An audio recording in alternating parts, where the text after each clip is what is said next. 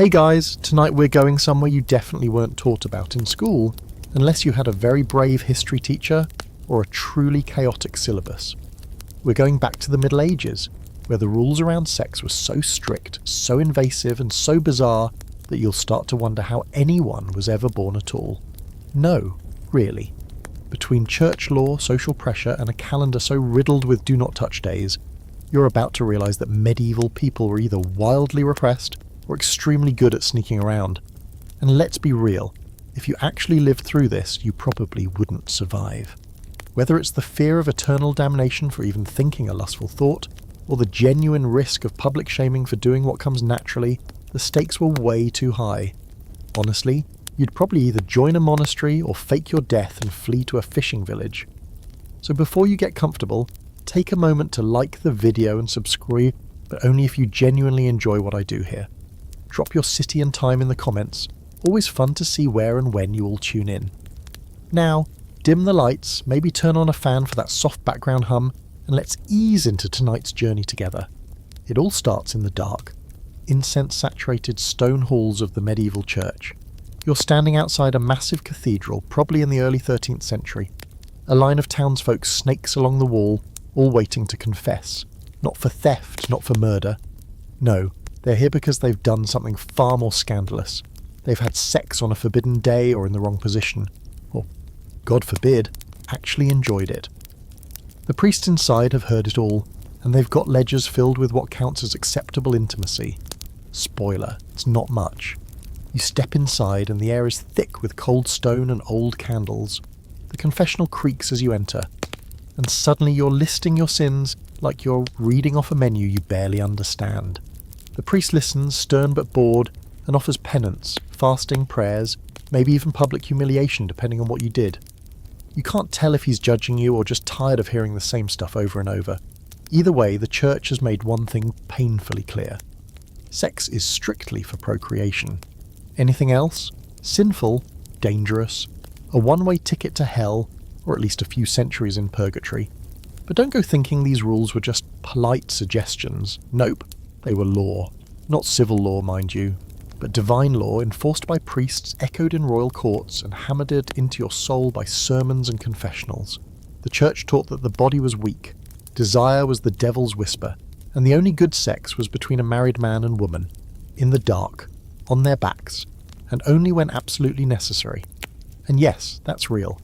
The missionary position wasn't just encouraged, it was pretty much mandated. Medieval theologians like Thomas Aquinas had written long, wordy, slightly obsessive treatises about sexual morality. The gist, lust, even inside marriage, was suspect. Passion was risky. If you enjoyed yourself too much, you were skimming dangerously close to sin, even if you were trying to make a baby, and don't even think about trying something different. Oral sex, abomination, rear entry, demonic, doing it on a Sunday, blasphemy. There were rules about what days you could do it, we'll get to that next. But suffice it to say, if you followed every rule, you had maybe a dozen safe nights per year.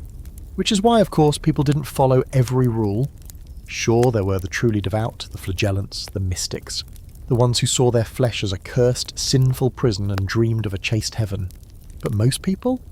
They were working with what they had, and what they had was a lot of rules and a lot of hormones.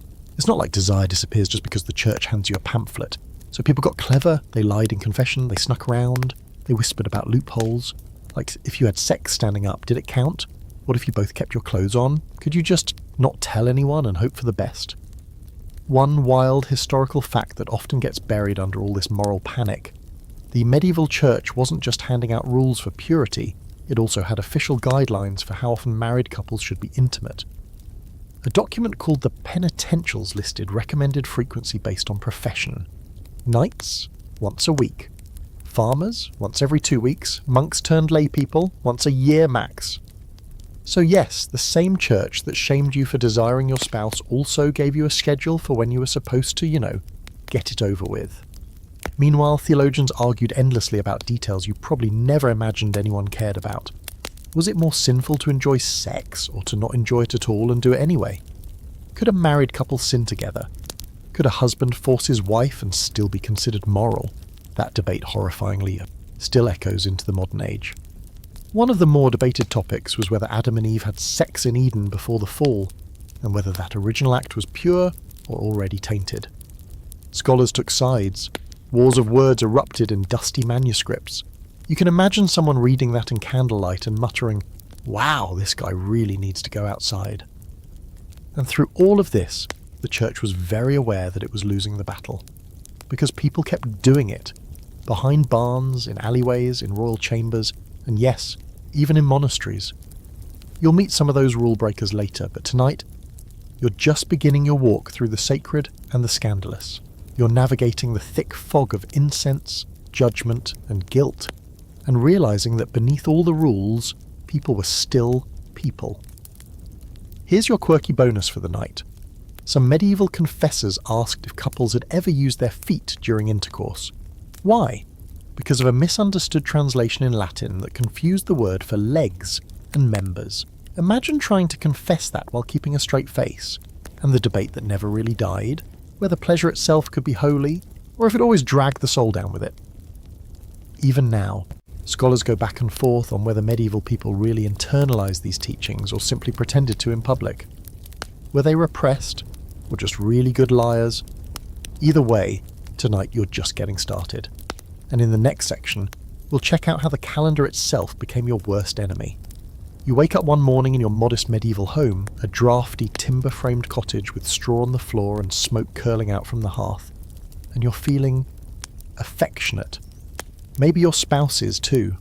The cows are milked, the chores are done, and there's a rare moment of peace, and naturally you both look at each other like, hey, why not? And then you remember, it's Tuesday, in Lent, which means absolutely not, that's right. In the Middle Ages, not only did you have to worry about what kind of sex you were having, but also when you were having it. Because for a solid chunk of the year, doing the deed was completely off limits. And we're not talking just Sundays or the occasional holy day, we're talking over half the calendar year. Sex was forbidden during Lent, Advent, the days leading up to major feasts, Embers Days, which happened 4 times a year, Wednesdays and Fridays in some regions, and, brace yourself, the entire 40 days after giving birth, even if you were married. And don't even think about it during Easter week. Imagine trying to navigate this moral minefield with a calendar scrawled in charcoal on your wall and a priest nearby keeping track of your activities like some kind of divine auditor. You're essentially stuck with a handful of approved nights per year, and that's if you're both healthy, not travelling, not pregnant, not grieving, and happen to remember all the rules correctly. The church wasn't just setting limits, it was controlling the rhythm of your body, your home, your relationship. You'd think with all these rules people would just give up trying. But no. People got sneaky. There were plenty of unofficial workarounds, like timing intimacy to occur technically just after midnight on a forbidden day, so it sort of counted as the next one. Or doing it quickly before sundown, because maybe God wasn't watching as closely during the dinner hour. There were even whispers that sex during a thunderstorm didn't count, because surely God was too busy managing the weather to notice. Totally theologically sound logic. But here's a particularly delightful piece of historical trivia. Some couples were so overwhelmed by the complexity of what days were off limits that they would actually go to confession just to ask permission. "Father, we were wondering if it would be sinful to be intimate tonight, since it's the eve of St. Apollonia's feast and also a Tuesday." And the priest would sigh, consult a liturgical calendar thicker than a grimoire, and either grant permission or slap you with a warning about spiritual impurity. It was basically the Middle Ages version of asking your boss for time off. Now, it wasn't just about avoiding sin. The church taught that your soul was directly impacted by the timing of your physical acts. Sex on a forbidden day could result in a spiritually deformed child, or so they said. The idea was that certain times were holy and required purity of thought and body, and that carnal acts during these windows invited demons to your bed. Literal demons. The devil didn't knock politely. He apparently crawled into your blankets and caused moral decay from beneath the sheets. That kind of fear-based teaching had some people terrified of their own urges. It wasn't uncommon for married couples to maintain months-long dry spells, not because they had grown cold to each other, but because the church had essentially programmed them to believe that even righteous intimacy was a minefield. And then, of course, you had the flip side, those who ignored the rules entirely. Some nobles, especially kings and lords, considered themselves spiritually exempt. I mean, when you wear a crown, rules tend to get blurry. Among peasants, the situation was a little different. Sure, they technically had to follow the same calendar restrictions, but let's be honest, priests weren't doing house calls to the goat barns every night to make sure everyone was behaving. Peasant communities often had a looser relationship with the official rules, especially in more rural or pagan-adjacent regions. Some folk traditions even blessed certain times for sex, like the night before a harvest festival, because it was believed to bring fertility to the fields. The church did not approve, and that created this ongoing cultural tug-of-war, the rigid authority of the church versus the practical, earthly lives of ordinary people. Imagine your spouse returning from confession, looking flustered and saying, "Apparently it's forbidden tonight," and you, already half undressed, respond, "We'll just do it really fast and pray after." That kind of daily spiritual negotiation was exhausting and widespread. There's also a lingering scholarly debate about how deeply these calendar restrictions were internalized. Did people really follow them? Or just nod politely in church and go back to their normal lives behind closed doors? Some historians argue that these sex bans were more about symbolic power than real enforcement. After all, unless someone confessed or got caught in the act, unlikely but not impossible, there wasn't much way to know. It's entirely possible that people kept track of the rules the same way modern people keep track of recommended daily water intake. In theory, sure, but not really. And speaking of getting caught, there were actual church records of couples being fined or shamed for violating calendar purity. In some places, you could be forced to pay a sin tax to cleanse your soul if you admitted to intimacy during a restricted time. Other times, you might be forced into public penance, kneeling in the village square while holding a sign that basically read, "I couldn't wait until after Easter." Not a good look. Here's the quirky footnote for this chapter. In some very particular cases, sex on forbidden days was believed to cause animal deformities. That's right. If you broke the calendar rules and your sheep gave birth to a two-headed lamb, it was definitely your fault. The idea was that your impure acts had contaminated the natural order, and now your livestock was paying the price. Suddenly every weird goat birth became a moral investigation. So here you are, lying on a lumpy straw mattress, staring at the rafters, doing mental math. Is tonight safe? Is tomorrow better? Is it even worth the risk? You glance at the candle. You glance at your partner, and then you remember. It's the feast of St. Agnes, and she was really into chastity, so maybe not tonight. But don't worry, tomorrow's another day, another weirdly restricted, heavily policed, spiritually loaded day. And if you're thinking, well, at least we can enjoy ourselves when we finally do it, hold that thought. Because in the next section you'll find out just how far the church went in dictating what was and wasn't allowed under the sheets. So it's finally a safe night. No saints on the calendar, no fasting days, no suspicious omens in the sky. You and your partner lock the door, if you're lucky enough to have one, blow out the candle, and crawl into bed. And just as things are heating up, you remember the final, most sacred rule. Missionary only. No exceptions, no flips, no angles, no creativity, just the boring God-approved default setting. Because yes, the church even had a position preference. And unsurprisingly, it wasn't very adventurous.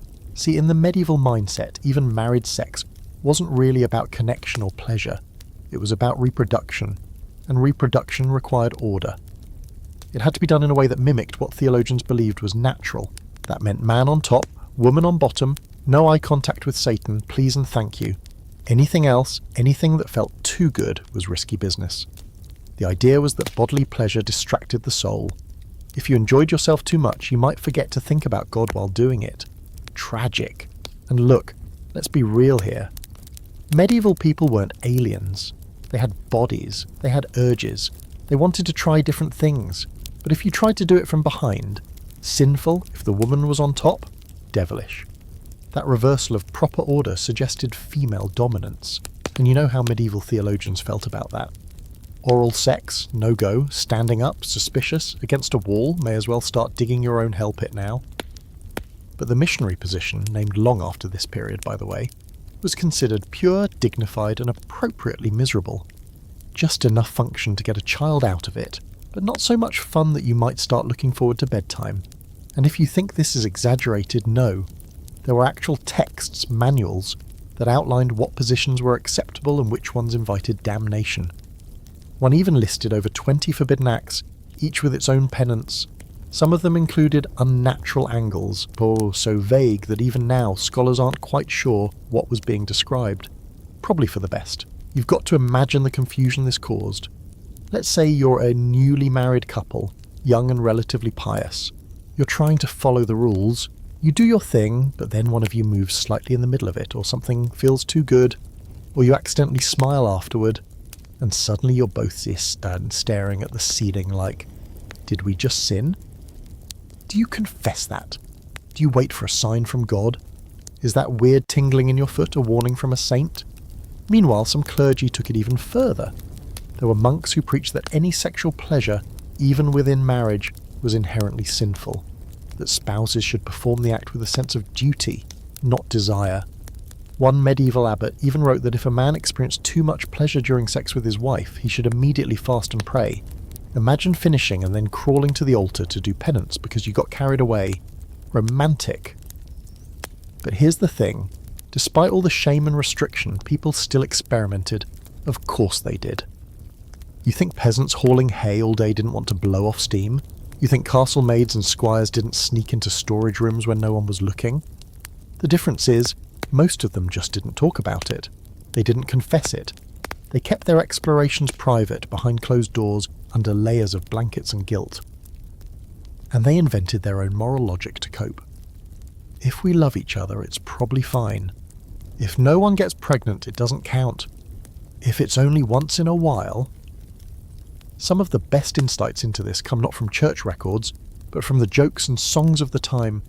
Medieval bawdy tales, like those in the Decameron or the Canterbury Tales, are filled with suggestive references, mistaken identities, and characters sneaking around to get what they want. These stories didn't mock God. They mocked hypocrisy, the lecherous priest, the prudish nobleman who secretly visits brothels, the married couple who acts pious in public but throws down in private. The stories knew what everyone else knew. The rules were there, but so were loopholes. Here's one of the more amusing historical footnotes. In some confession guides, there was a penalty for thinking about alternative positions, not doing them, just imagining. And since imagination is, pretty private, this led to a spiritual paranoia spiral. What if I sin in my sleep? What if I had a dream about turning over? Does that count? Confessors had to draw bizarre lines between dreams, thoughts, and desires. One even claimed that demons whispered fantasies into the ears of sleeping men to cause involuntary sins. Honestly, that's one way to explain a wet dream. And here comes the scholarly debate of the day. Did people actually care? Did the average medieval couple lie awake at night fearing damnation because they tried something new? Or was this more of a public performance of, we follow the rules front to avoid suspicion while privately doing what felt right? Some scholars argue that church rules were more ideal than reality, that people lived somewhere between obedience and indulgence, adjusting based on who was watching. Others insist that fear ran deep, that even if people wanted to be more adventurous, guilt held them back, that they internalized the rules so completely that pleasure itself felt like a betrayal. Which would explain why so many saints bragged about rejecting sex entirely. Purity was power, pleasure was weakness, and if you wanted to get ahead spiritually, celibacy was the express train. Still, you have to wonder, in a world where the church controlled time, space, behaviour and desire, what did rebellion look like? Was it a whispered kiss in a chapel alcove? A wife who initiated for once? A couple that tried something new and didn't confess it afterward? Maybe the biggest rebellion was simply enjoying each other, fully, without shame and without apology. Here's your quirky historical treat for tonight. One penitential manual claimed that sex while completely naked was sinful because it showed a lack of modesty, even between spouses. So some couples reportedly left on their nightshirts. Sexy, right? Nothing says passion like linen sticking to your legs in a humid, unventilated cottage. So as you roll over in your imaginary medieval bed, maybe still clothed, maybe still guilty, just know that the rules aren't done with you yet. Because in the next section, you're heading back into that dark confessional booth, where you're going to say all the things you really don't want to say. The next morning, after your probably half-naked, possibly sinful rendezvous, you wake up to the inevitable consequence of medieval married life. Confession. You put on your scratchy wool tunic, try to smooth your hair with water from a wooden bowl, and shuffle toward the church like someone heading to judgment. And in a way, you are. The stone building looms at the edge of town, its cold bells ringing out across the misty fields like some divine alarm clock. It's time to admit what you've done, or at least what you're willing to admit. Inside, the air is damp and thick with incense, like the scent is trying to drown out the stench of sin. You kneel on the rough stone floor, waiting your turn behind a merchant who apparently has a lot to confess. Eventually, the priest crooks a finger, and you step into the booth, a little wooden box with zero privacy and even less emotional support. The slot opens. Bless me, Father, for I have sinned. And now comes the awkward part. Confessing your sexual thoughts, acts, temptations, and, worst of all, desires. The church didn't just want to know what you did. It wanted to know what you thought about doing, what you wanted to do, who you wanted to do it with. The belief was simple and terrifying. Sin begins in the mind. So if you fantasized about your neighbour's wife while with your own, that's a sin. If you dreamt of someone else, sin. If you felt aroused and didn't suppress it fast enough, sin. And you better say it all. Omitting a sin was, you guessed, another sin. You start listing your spiritual crimes, hoping to get through it quickly. I had intercourse with my wife on a Wednesday. I was not entirely focused on procreation. She may have been, on top briefly. And then you pause, waiting to hear if the earth will open beneath you. But the priest, who's heard this same confession 100 times, just sighs and asks, "Did you feel pleasure?" You wince. "Yes, Father." Another pause. "Did you use your mouth?" You blink. "No, Father." But now you're wondering if that was even on the table, and what happens if you say yes. Some priests got disturbingly detailed. There are records of confessors asking about positions, timing, who initiated, whether climax occurred, and whether you felt any joy during the act. It wasn't because they were curious, well, mostly not, but because the church believed these specifics determined the scale of your sin. Think of it like the medieval version of tiered punishment. Thinking about sex got you a few Hail Marys, enjoying it too much got you fasting, trying something inventive got you full-on penance in the town square. One particularly bizarre case from a 13th century penance manual includes a confession where a man admits to imagining his wife as another woman during intercourse, and the priest recommends 3 days of bread and water fasting. But if he enjoyed that fantasy, double it. That's right. Thought crime plus pleasure equals extended sentence. It's like medieval spiritual math, but with more guilt and fewer absolutes. Now, not all priests were harsh. Some were surprisingly understanding, off the record, of course. Especially rural clergy who knew their communities well. They might quietly offer easier penance or ignore certain confessions altogether, figuring that the occasional sinful night wasn't worse than widespread resentment of the church. But the official teaching remained strict. Sex was a dangerous tool. It could build life or destroy your soul. Here's where things get especially twisted. Some confessions didn't happen voluntarily. Spouses were encouraged to report each other's sexual sins. If your husband was too eager, you could bring it up in confession. If your wife resisted your advances, you could accuse her of denying marital debt. A real thing, by the way. In marriage, each spouse owed the other sex, denying it for no religious reason. That was a sin against your partner. This led to some truly toxic spiritual triangles. A wife telling the priest that her husband was too lustful, and the husband telling the priest that his wife was too withholding, and the priest silently wondering if celibacy was really the answer to all of this. And let's not forget about priests themselves, sworn to celibacy, constantly hearing these confessions and sometimes not keeping their vows. There are documented cases of clergy engaging in affairs with members of their flock, often the very same people coming to confession. Confession itself could become an erotic power play, one person vulnerable and guilty, the other cloaked in spiritual authority. The irony was thick enough to cut with a consecrated knife. One quirk from the records: in certain regions it became common for priests to ask about dreams, specifically erotic ones. The belief was that demons could infiltrate your sleep and tempt you without your consent. If you had a sexy dream, it might not be your fault, but if you enjoyed it, or tried to extend it in your imagination afterward. Now it's a sin. Yes, even your subconscious wasn't safe from the spiritual police. And here's the scholarly debate. Did people actually confess all this? Or did they give the safe version, the one that earned minimal penance and minimal embarrassment? There's evidence both ways. Some people clearly took confession seriously, spilling everything in a fit of spiritual panic. Others treated it like a formality, confessing what they had to, hiding what they could. The truth probably lives in the grey space between honesty and survival. But for the church, the goal wasn't just confession, it was control. If it could get you to self-police your thoughts, your body, your bedroom, then it had truly colonised the most private parts of your life. That's why confession was both terrifying and brilliant. It made you do the surveillance yourself, and when the threat of hell hangs over your head, most people learn to edit their behaviour pretty fast. Now here's your quirky historical gem for this section. Some confession manuals included warnings for bestial thoughts. That's right, not acts, just thoughts. A guy once confessed to fantasizing about a particularly shapely goat, and the penance was a year of fasting. You have to wonder what the goat thought about all of this, so you leave the confessional feeling lighter. Maybe, or maybe just ashamed. You've mumbled your acts into the dark, waited for forgiveness, and hoped the priest doesn't tell your mother. But at least it's over, right? You're clean.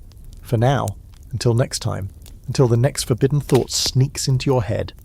Because now that you've been forgiven, you're ready to try again, and that means facing the full medieval sex sin checklist. Buckle up, because next you'll get a guided tour of what the church considered truly forbidden, and how shockingly specific that list gets. You've survived the confessional mostly, your soul's been scrubbed like a neglected soup pot, and you're walking home with sore knees, an empty stomach, and the faint suspicion that confessing your dreams about the miller's daughter might come back to haunt you in a sermon. But here's the kicker. What you just confessed. That was the easy stuff. Because in the eyes of the medieval church, sin came in a dizzying variety of flavours, especially when it came to sex. And now, with a fresh conscience and just enough spiritual anxiety to keep you honest, you get your first look at the infamous sex sin checklist. Yes, there was a checklist. Not officially laminated or pinned to the town square bulletin board, but passed down in texts called penitentials, those charming little manuals filled with spiritual doom. Written by clergy and theologians from around the 6th to the 13th century, these books laid out in stunning detail every sexual act that could damn your soul and exactly how many days of fasting or prayers it would take to undamn it. Spoiler, the more fun it sounded, the more sinful it probably was. Let's start with the basics. Sex outside of marriage? Huge sin, no surprise there. Sex during marriage? But not for procreation? Still a sin, just a milder one. Sex while your wife was pregnant? Technically sinful, though this one was debated. Some thought it was dangerous for the baby's soul. Others just thought it was tacky. Sex during menstruation? Major no-no. In fact, that one could earn you a full 40 days of penance. And if you did it knowing she was menstruating, double it. Triple if you enjoyed it. God help you if it was a festival day. Now we veer into the real weeds. Sex in a church or on consecrated ground? Automatic excommunication. People actually did this, believe it or not, usually in abandoned chapels or crypts.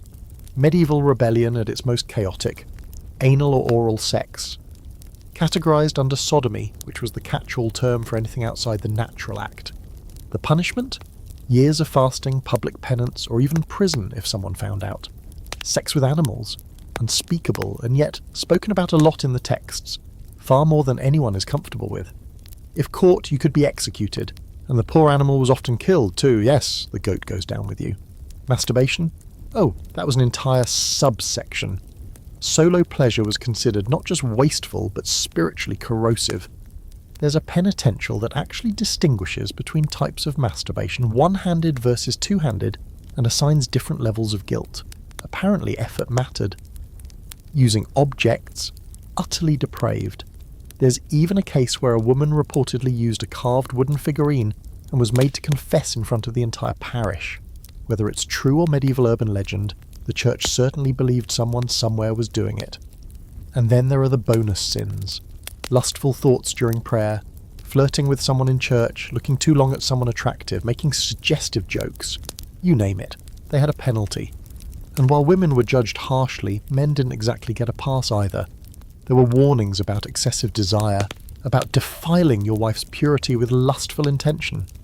Some texts even claimed that a man who craved sex too often, even within marriage, was spiritually weaker than a monk who slept in a hay pile and whipped himself daily. Now for a wonderfully bizarre historical fact. One 12th century text claimed that sex on certain days could cause birth defects, not just physical but spiritual ones. Like if you conceived on a saint's day, Your child might grow up to blaspheme, or become left-handed. Yes, left-handedness was suspicious. It was called sinister for a reason. If your kid wrote with the wrong hand, neighbours might assume you got frisky on Good Friday, but perhaps the strangest sin of all, enjoying sex too much. No, seriously. Pleasure itself was seen as the gateway to pride, gluttony, even wrath. If a couple experienced too much passion, it was a sign that Satan was inflaming the loins. That's a real quote, by the way. Some monks had way too much time to write this stuff. The ideal married couple was loving but restrained. Think, a quick silent act followed by prayers and perhaps mild regret. Anything more intense invited demonic influence, or at least a very awkward confession later. Of course, this leads us into one of the big debates scholars still have. Did medieval people actually memorise this list and live in constant fear? Or did most of them just get the gist? No sex outside marriage, no weird stuff, and move on with their lives? It's likely a mix. Educated clergy would have known the full rules. Nobles might have had access to a confessor who spelled it out in grim detail. But for the average villager, the rules were probably passed down in sermons, whispered gossip, and passive-aggressive hints from older relatives. Still, the pressure was real. Even if you didn't know every sin by name, you felt the weight of them. You felt it when you held hands in public, when you kissed behind the stable, when you woke up from a dream you couldn't repeat out loud. And when something went wrong, a difficult birth, a sick child, a failed harvest, people wondered, was this punishment for what we did that one night? And here's your quirky, fringy treat for this chapter. One penitential listed sinful footplay as a punishable act. No further detail was given, just footplay. Either they meant rubbing feet under the table in a seductive way, or someone somewhere got real creative and made the wrong person talk. Either way, the penalty was 3 days of penance and no meat for a week. So now you've got the checklist, or at least enough of it to terrify you into thinking twice the next time your spouse flashes you that look across the dinner table. The bed may be shared, but the sin is all yours. And with so many rules, so many categories, and so many bodily movements potentially leading to spiritual doom, it's a wonder anyone ever relaxed enough to procreate. But the next layer of this madness, it's not even about sin anymore, it's about virtue. Because medieval society wasn't just obsessed with avoiding damnation, it was obsessed with virginity. And in the next section, you're going to find out just how far people would go to preserve or fake their innocence. So here you are, navigating the minefield of medieval sin, trying not to sneeze in the direction of temptation, and now we've reached the holy grail of virtue, virginity. Not just I've never done it virginity, but weaponized, sanctified, strategically deployed virginity. In the medieval world, virginity wasn't just a state of being, it was a currency, a status symbol, and for some a direct hotline to divine power. If sex was dangerous, then virginity was armour. Gleaming, delicate, very inconvenient armour. Let's start with the basics. For women, virginity was everything. Your social value, marriage prospects, spiritual purity, and even your family's reputation often hinged on whether or not your hymen remained unbroken. Of course, medieval people didn't actually understand what a hymen was, how it worked, or the fact that it could break from things like horseback riding or sneezing too hard. But none of that stopped them from basing entire lives around its status. For noble women, being a virgin at marriage was considered non-negotiable. Your dowry was tied to your purity. If there were rumours, just rumours, that you weren't intact, a wedding could be called off, your family could be publicly shamed, and your prospects could nosedive faster than a cursed pigeon. It was such a serious matter that some noble families hired midwives or examiners to confirm a girl's virginity before marriage. Yes, that's exactly as invasive and uncomfortable as it sounds. And on the wedding night, things didn't get much better. In some places, especially among the upper classes, couples were expected to provide proof of consummation, namely blood-stained bedsheets. These would sometimes be paraded around or displayed publicly. Congratulations, you have both begun your marriage and participated in a mildly grotesque ritual of community voyeurism. What could be more romantic? But here's where it gets even weirder. Virginity wasn't just prized for unmarried women. It was considered a superpower when it came to saints. Some of the most revered figures in medieval Christianity, St. Agnes, St. Lucy, St. Cecilia, were venerated because they remained virgins, often dying horribly rather than give it up. Their bodies were believed to be incorruptible, immune to decay because they had never known a man. Virgins were thought to be spiritually closer to God, untouched by earthly corruption. It was purity taken to its most extreme and, frankly, unhinged conclusion. And yet men didn't get nearly the same pressure. Sure, there were virgin male saints, St. John the Evangelist for instance, but society didn't hinge their value on sexual purity. A man could sow wild oats, repent and still become a bishop. A woman who lost her virginity, she might be forgiven by God, but society, not so much. That imbalance led to some truly desperate behaviour. Women faked virginity. They used sponges soaked in animal blood, bits of sheep's bladder, or carefully timed injuries to recreate the evidence of their innocence. There were even guides, yes, actual guides, circulating among women, teaching them how to simulate the signs of virginity. It was survival. If a noble woman entered marriage without that proof, her husband could annul the marriage, take her dowry and send her home in disgrace. And if you think peasants were free from this obsession, think again. While the pressure was less ceremonial, it was still very real. In tight-knit rural communities, reputation was everything. If a young woman was suspected of having sex before marriage, she could be called soiled, passed over for proposals, or pressured into marrying a man she didn't want just to clean up the scandal. Sometimes families arranged hasty weddings to cover early pregnancies, hoping no one noticed the suspiciously premature baby. Spoiler, everyone noticed. Here's one of the more absurd historical facts. There was a belief that a woman who'd lost her virginity would walk differently. Her gait would change, her voice would deepen, she might even become less reflective in the mirror. People genuinely looked for these signs, like some low-rent spiritual lie detector test. Of course, none of it was medically accurate. But accuracy wasn't the point. Control was. And the church naturally doubled down on all of this. Nuns were considered the brides of Christ, and their virginity was treated as sacred. The ideal nun wasn't just celibate, she was virginal forever.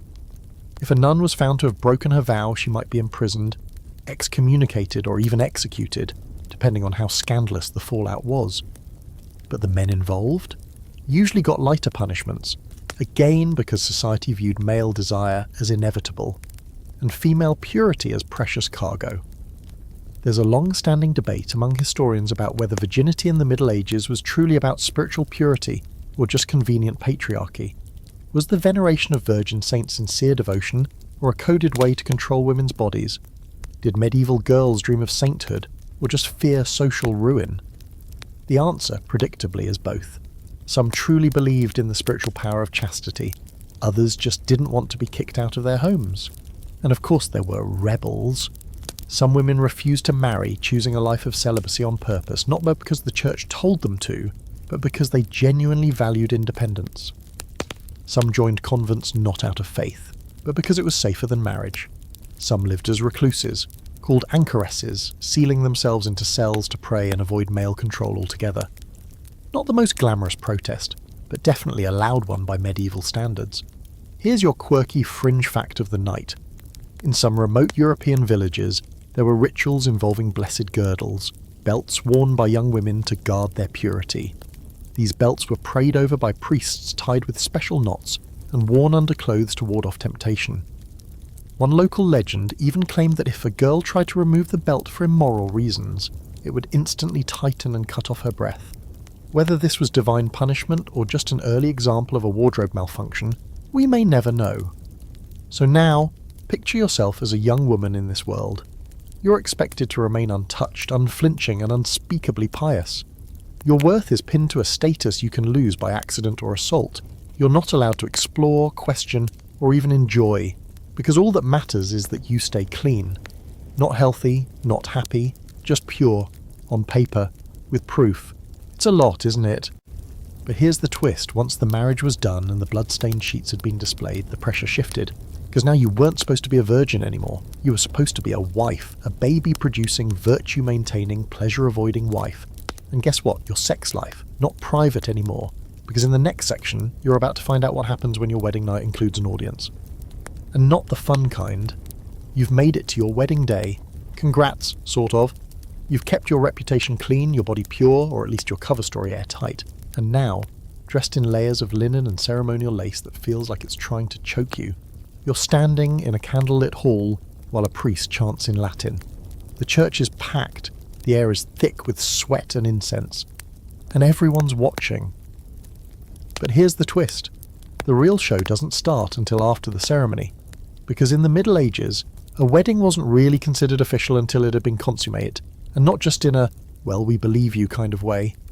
No, some communities, and this is the stuff of marital horror stories, took it upon themselves to confirm it in the most awkward, voyeuristic, incredibly medieval way possible by watching, or listening, or just standing way too close while the deed was done. That's right. In certain times and places, especially among the nobility, there was such a thing as a wedding night witness. Sometimes it was a priest, sometimes a trusted noble, sometimes multiple people who gathered in an adjacent room or stood behind a curtain while the couple proved their union was real. And if that doesn't make you want to fake a fainting spell right there in your itchy bridal gown, nothing will. This ritual had a name: bedding the couple. In some regions, it was more symbolic. The couple would be escorted to their chamber, undressed by friends or servants, because privacy was clearly optional, and tucked into bed together with a bunch of winks and toasts. Then the guests would leave, ideally, and wait until morning for the good news. But in other cases, it went further. Witnesses might linger outside the door, listening for the telltale signs of movement, moaning, or murmured prayers. If you were really unlucky, they'd peek through the curtains or even inspect the sheets afterward. Why all this? Because marriage, especially for nobles, wasn't just a romantic bond.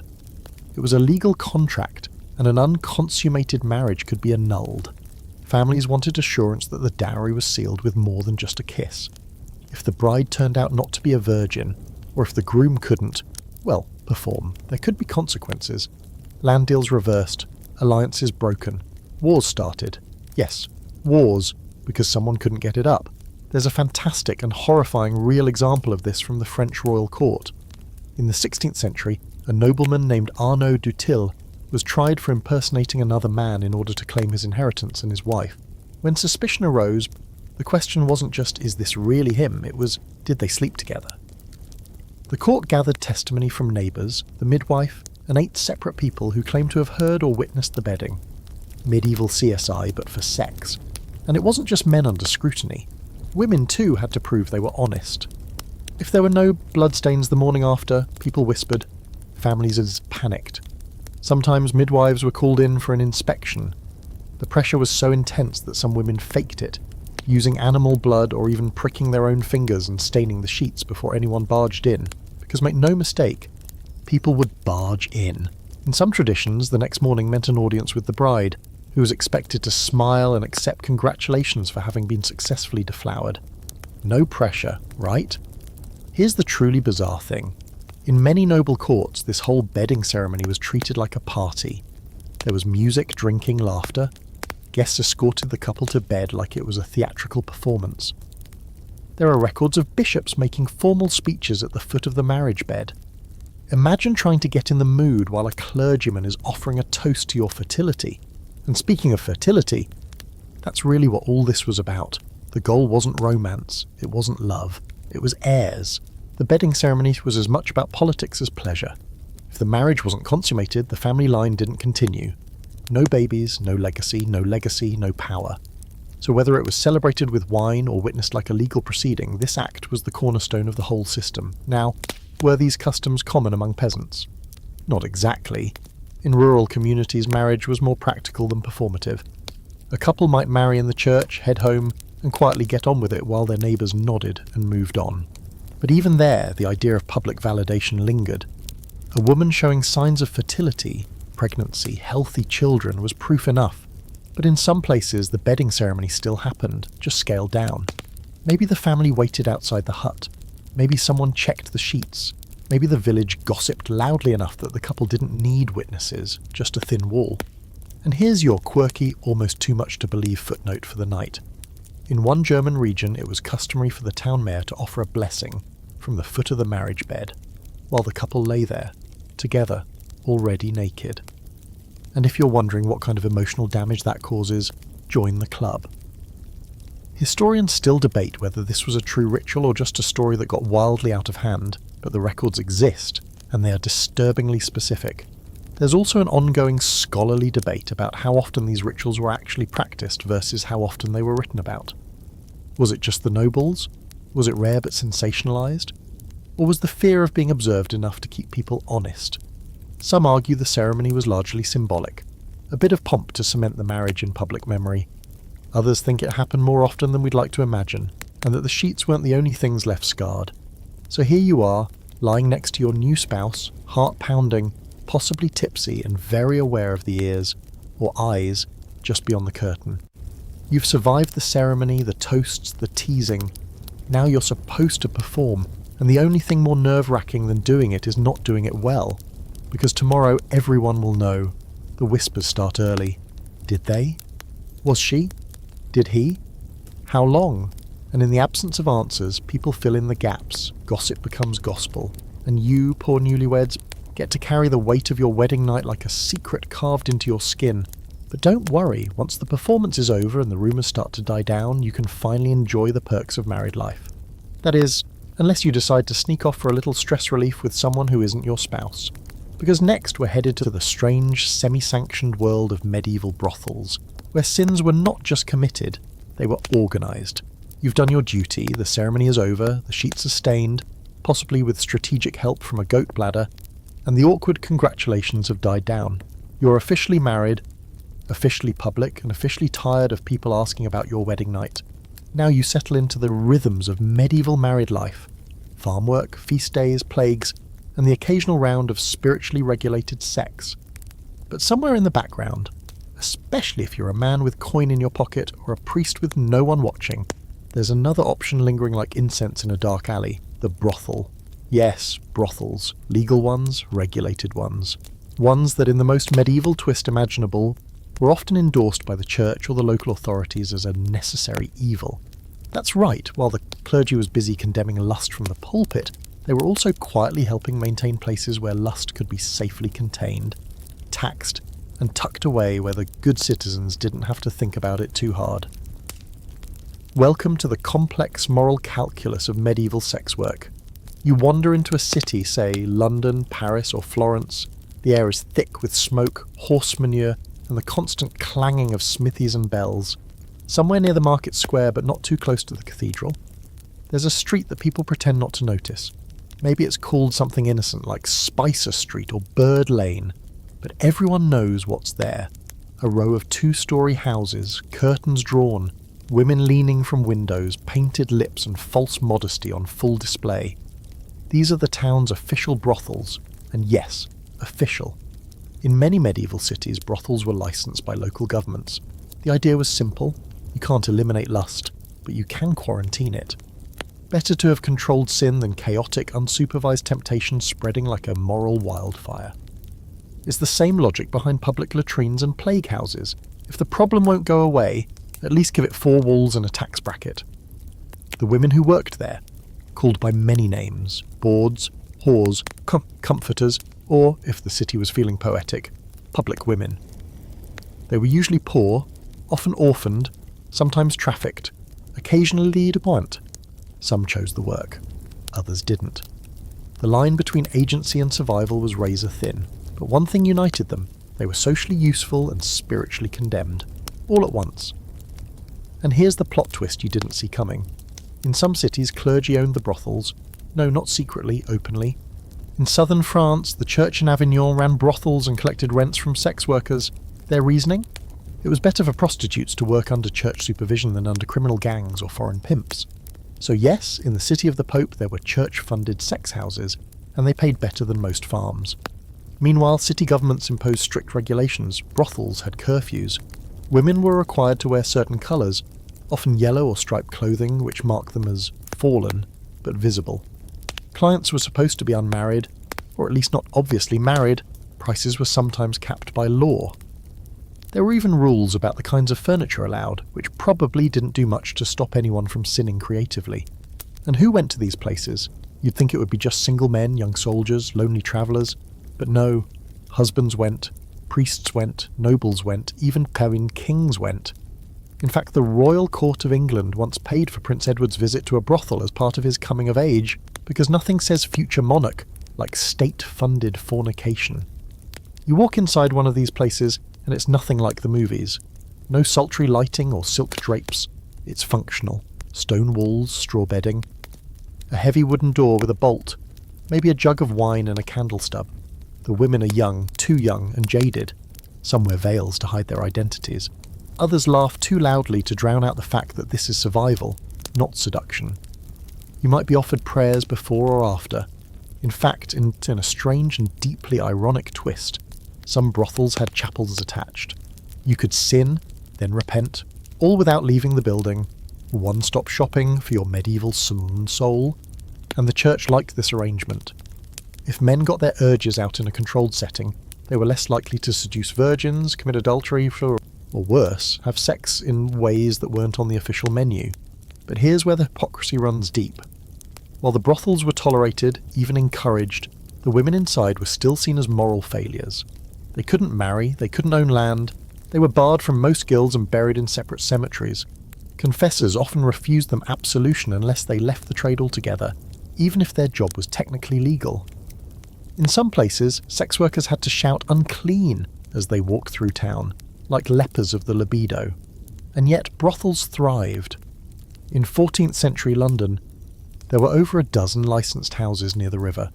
In Cologne, entire districts were known for it. In Florence, tax records from brothels made up a notable chunk of the city's income. Some brothels even had menus, yes, menus, detailing services, prices, and house specialties. It was commerce wrapped in confession, lust framed as necessity. Here's your quirky historical gem for the night. In parts of medieval Germany, sex workers were required to attend Mass every Sunday, but had to sit in the back and wear the bells on their ankles so no one mistook them for pious virgins. That way, the congregation could say they were being compassionate without accidentally catching moral cuties, but perhaps the strangest contradiction, these brothels were seen by many as moral safety valves. They protected good women by giving bad men somewhere to go. It was sexism baked into theology and urban planning. Let men be men as long as women bore the consequences. The moral math was simple, unfair and profitable. Of course, not everyone went along with it. Reformers railed against legalised sin. Nuns wrote letters to city councils demanding brothels be shut down. Some towns eventually banned them, or moved them outside the city walls. Others doubled down, adding guards to prevent violence and priests to monitor the spiritual health of the workers. One bishop even recommended that prostitutes receive regular sermons to keep their souls from falling too far. It's the kind of logic only a medieval bishop could say with a straight face. And the scholarly debate? It's still raging. Were brothels an attempt at harm reduction, or a system of institutional exploitation? Did they protect women from worse fates, or trap them in legal limbo? The truth, as always, depends on where you were, who you were, and how much you had to lose. So now you know, while the church preached purity and nobles paraded their virgin brides, there was always a side door, a shadowy corner, a government-endorsed red light district with its own rules, its own sins, and its own little confessional out back. But not everyone could keep their sins quiet, especially the clergy. And in the next section, you'll meet the monks and nuns who tried to stay celibate, and the ones who very much did not. You hear the bell first, deep, resonant, echoing off the hills like a heartbeat carved into stone. It's calling the faithful to prayer, but this isn't a town square or a bustling market. You're on the edge of a vast, windswept field staring at a monastery. Towering walls, narrow windows, and at a silence so thick it could smother a confession. This is where people came to escape the sins of the world. But tonight, you're not here for the prayers. You're here for the secrets. Behind those thick walls and solemn chants, not everyone was as celibate as they were supposed to be. Monks, nuns, abbots and prioresses, they'd taken vows of chastity, poverty, obedience. They were meant to be the spiritual elite, pure vessels devoted to God. But, well, let's just say some of them found creative interpretations of those vows. And tonight you're going to sneak past the cloister gates and take a very unofficial tour of how the church's most sacred servants sometimes bent the rules. Let's start with the basics. Monastic life in the Middle Ages was brutal.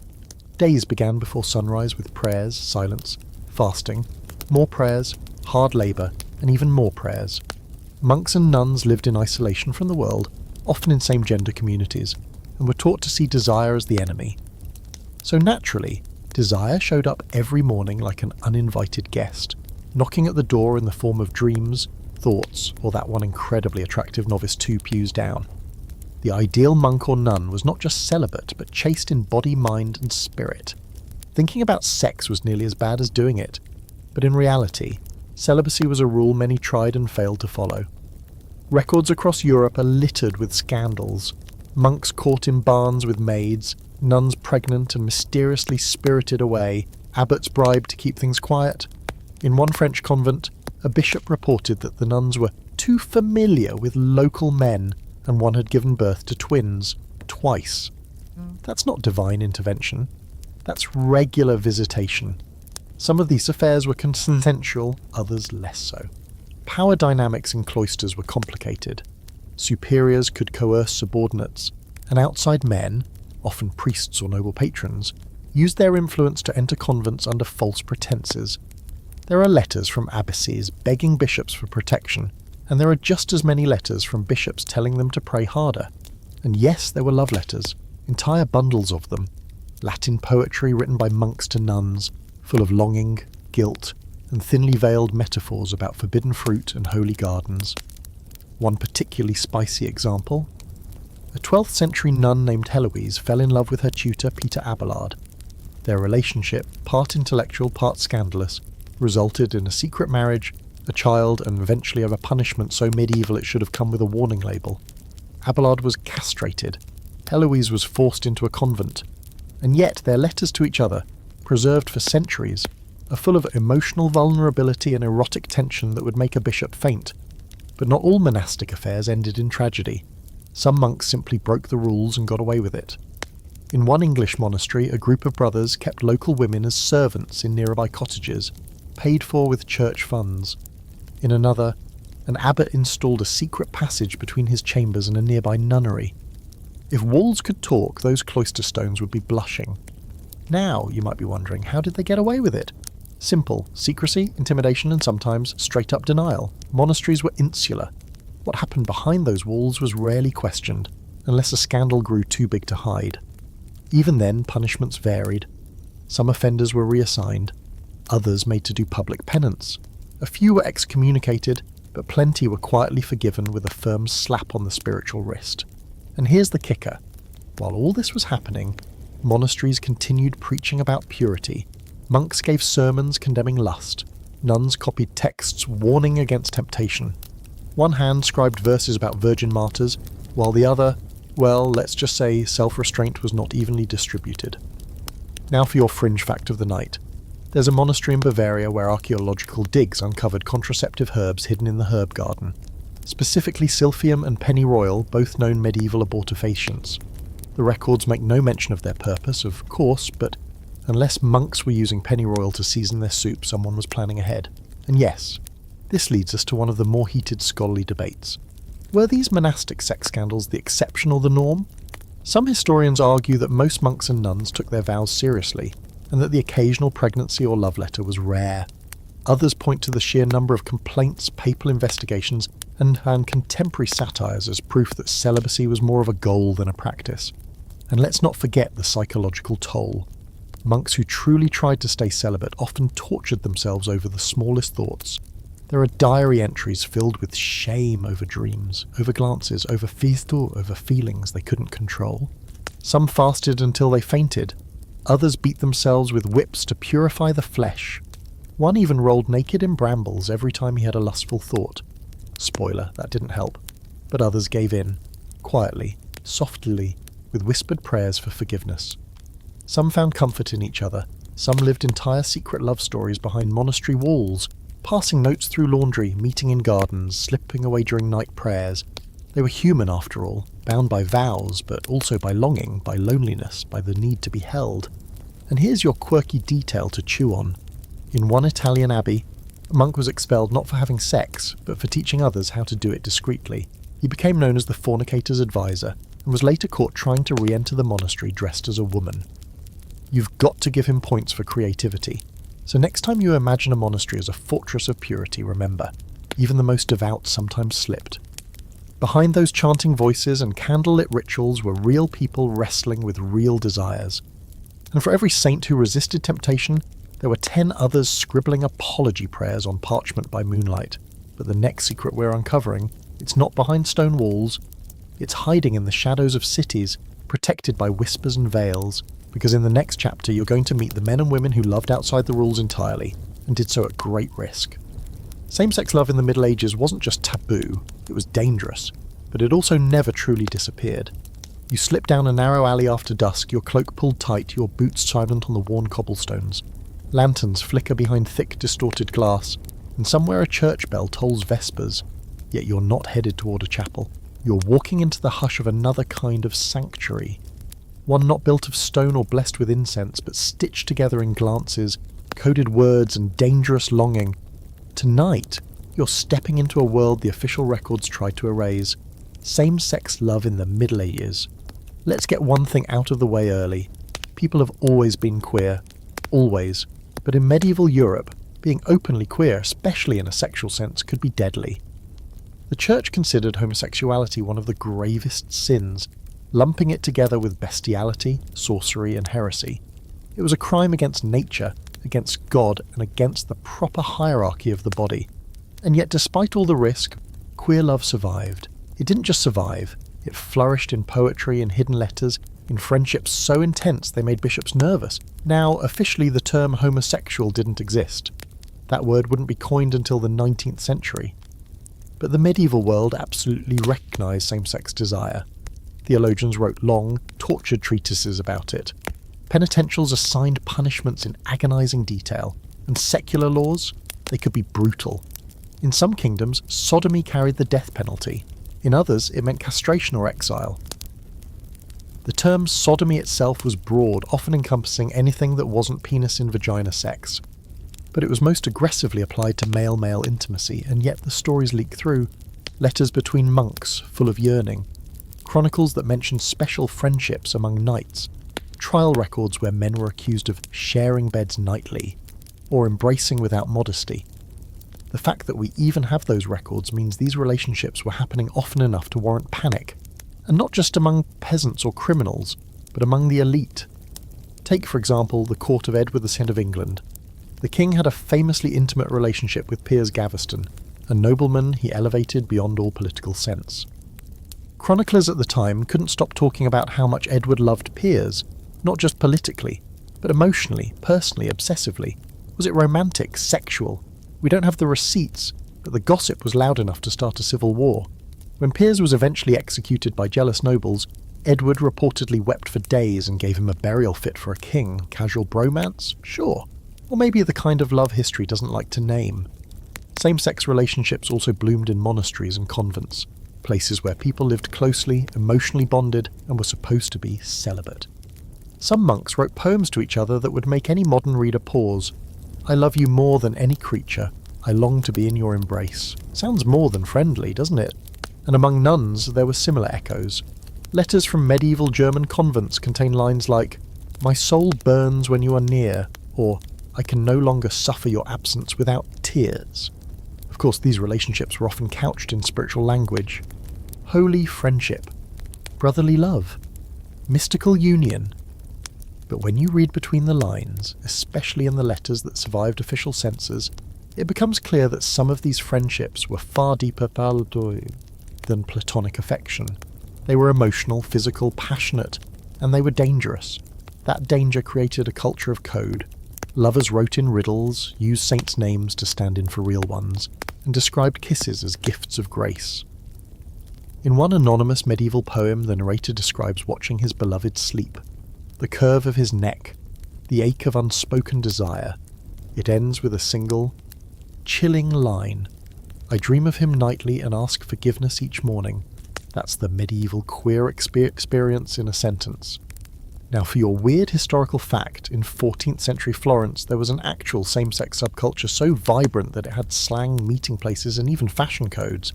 Men known as bardassi, often young, flamboyant, and scandalously dressed, were rumoured to gather in public baths and private clubs. The authorities cracked down periodically, but the scene always came back. Historians found trial records full of accusations, many involving powerful families. Florence's relationship with queerness was love-hate. Mostly hate, but always with a hint of obsession. And women? Their love lives were harder to trace. Female same-sex desire was often ignored or dismissed, partly because men struggled to imagine how it worked. No penis, no problem, right? Right? Wrong. Nuns caught enthralled in forbidden affection were sometimes punished just as harshly as men. In one case, a nun was excommunicated after her prioress accused her of practices unnatural to the body. No detail was given, but the meaning was clear enough. Here's where it gets especially complex. Medieval theology allowed intense same-sex affection, as long as it wasn't sexual. In fact, spiritual friendships between men were celebrated. Monks were encouraged to form deep emotional bonds with each other. Knights were expected to love their brothers in arms. Some noblemen were even buried side by side, their tombs joined by carved hands. The line between brotherhood and romance was so blurry that modern scholars still debate which relationships were erotic and which were just intense medieval friendship. And that's the ongoing academic debate. Were all these same-sex relationships really romantic or sexual? Or were they simply emotional bonds misunderstood by our modern lens? Some historians argue we shouldn't project modern queerness onto the past. Others say the evidence of physical intimacy, the emotional depth, the secrecy, it all points to real lived queerness, even if it wasn't named as such. But even without a label, these people existed. They found each other in monasteries, on pilgrimage roads, in quiet corners of taverns. They held hands under cloaks, passed notes under altar cloths, memorised each other's handwriting in case the letters were burned. They whispered prayers and names, sometimes in the same breath, and they knew what they were risking. Punishments varied, but none were light. Inquisition records list men burned for sodomy, women imprisoned for unnatural affection, entire convents investigated for suspect warmth. But for every arrest, there were dozens who went undetected, protected by silence, luck, or the sheer disbelief of authorities who couldn't imagine what they refused to see. Here's your quirky, almost unbelievable tidbit. In a 13th century love letter from one monk to another, he compares their relationship to that of David and Jonathan, the biblical duo often cited in sermons as the perfect male friendship, except this letter ends with a plea: "Let our souls be bound as our flesh desires to be." For something supposedly unspeakable, they sure found a lot of ways to say it. So you leave that alley, stepping back into the flickering light of a world that punished love it didn't understand, and yet, behind closed doors, behind parchment pages and candle smoke, people were still loving. Quietly, bravely, and sometimes impossibly joyfully. In the next chapter, we're stepping out of shadowy alleys and into tangled herb gardens, cracked spellbooks, and backwards remedies. Because when medieval desire got desperate, some people turned to magic. And love potions? Let's just say they weren't always made of roses. You've tiptoed through the forbidden, the whispered ear, and the veiled, but now you're heading somewhere even murkier. A place where lust and longing aren't confessed to priests but whispered to apothecaries, traded in alleyways, or steeped in boiling cauldrons by women with suspiciously deep knowledge of herbs. You're about to enter the world of medieval love potions and folk magic, where desire was measured not by purity or penance, but by how many drops of powdered beaver testicle you could afford. Let's set the scene. You're in a bustling village square, pigs trotting through mud, merchants shouting over the clang of church bells, and you spot her, the girl you've been longing for. She barely notices you. You've prayed. You've fasted. You've carved her initials into your wooden spoon. Still nothing. So naturally, you do what any lovelorn medieval person would do. Find the old woman who lives on the edge of the woods and ask if she has something stronger. And oh, she does. The medieval world was full of folk remedies for love, lust, and fertility. Some were innocent: rosemary under the pillow, rose petals in bathwater, little carved charms worn close to the heart. Others, a little less so. The recipe books of the time, often written in Latin, often stained with candle wax and suspicion, contain recipes that read like a game of Would You Rather, crossed with a biology lesson gone wrong. One potion calls for dried weasel genitals, crushed and mixed with wine. Another recommends wolf liver, if you want your partner to be more aggressive. For fertility, there's hare's blood, or in some cases, a paste made from earthworms, crushed mint, and a dash of morning urine. Yes, that's real, and no, the instructions never include an explanation for why any of this might work, only that it does, especially under a full moon. Women, especially those outside church authority, midwives, herbalists, healers, were often the keepers of this knowledge. They lived at the edge of society, respected and feared in equal measure. Villagers came to them in secret with questions they couldn't ask in church. How can I make him love me? How can I make her stop crying during the night? How can I make sure the child looks like him and not my husband? These weren't just petty concerns. They were survival strategies in a world with few options and fewer rights. Love magic often straddled the line between medicine and manipulation. Some spells focused on attraction, burning hair in a candle, whispering names into river water, tying knots in cords as you recited incantations. Others were darker. There were spells for binding someone to you against their will, or for causing impotence in rivals. One medieval grimoire includes a method for confusing the loins of a cheating husband, basically making him permanently unable to perform unless he's with you. Talk about a targeted ad. The church predictably loathed this. Love magic was a threat to its monopoly on moral order. It gave people power outside confession, outside marriage, outside control, so it labelled all of it as witchcraft, even when it was just someone boiling herbs and muttering under their breath. In some sermons, using a love potion was considered worse than adultery. Why? Because it was tampering with free will, artificial desire, not ordained by God, which is rich, coming from the same institution that made virginity mandatory, and half the calendar off-limits for intimacy. And yes, people were punished. A woman in 14th century England was publicly flogged for giving her neighbour a charm of saffron and beeswax to win a man's affection. In France, a young man was fined and exiled for trying to enchant a priest's daughter with a concoction made from his own spit and devil's weed.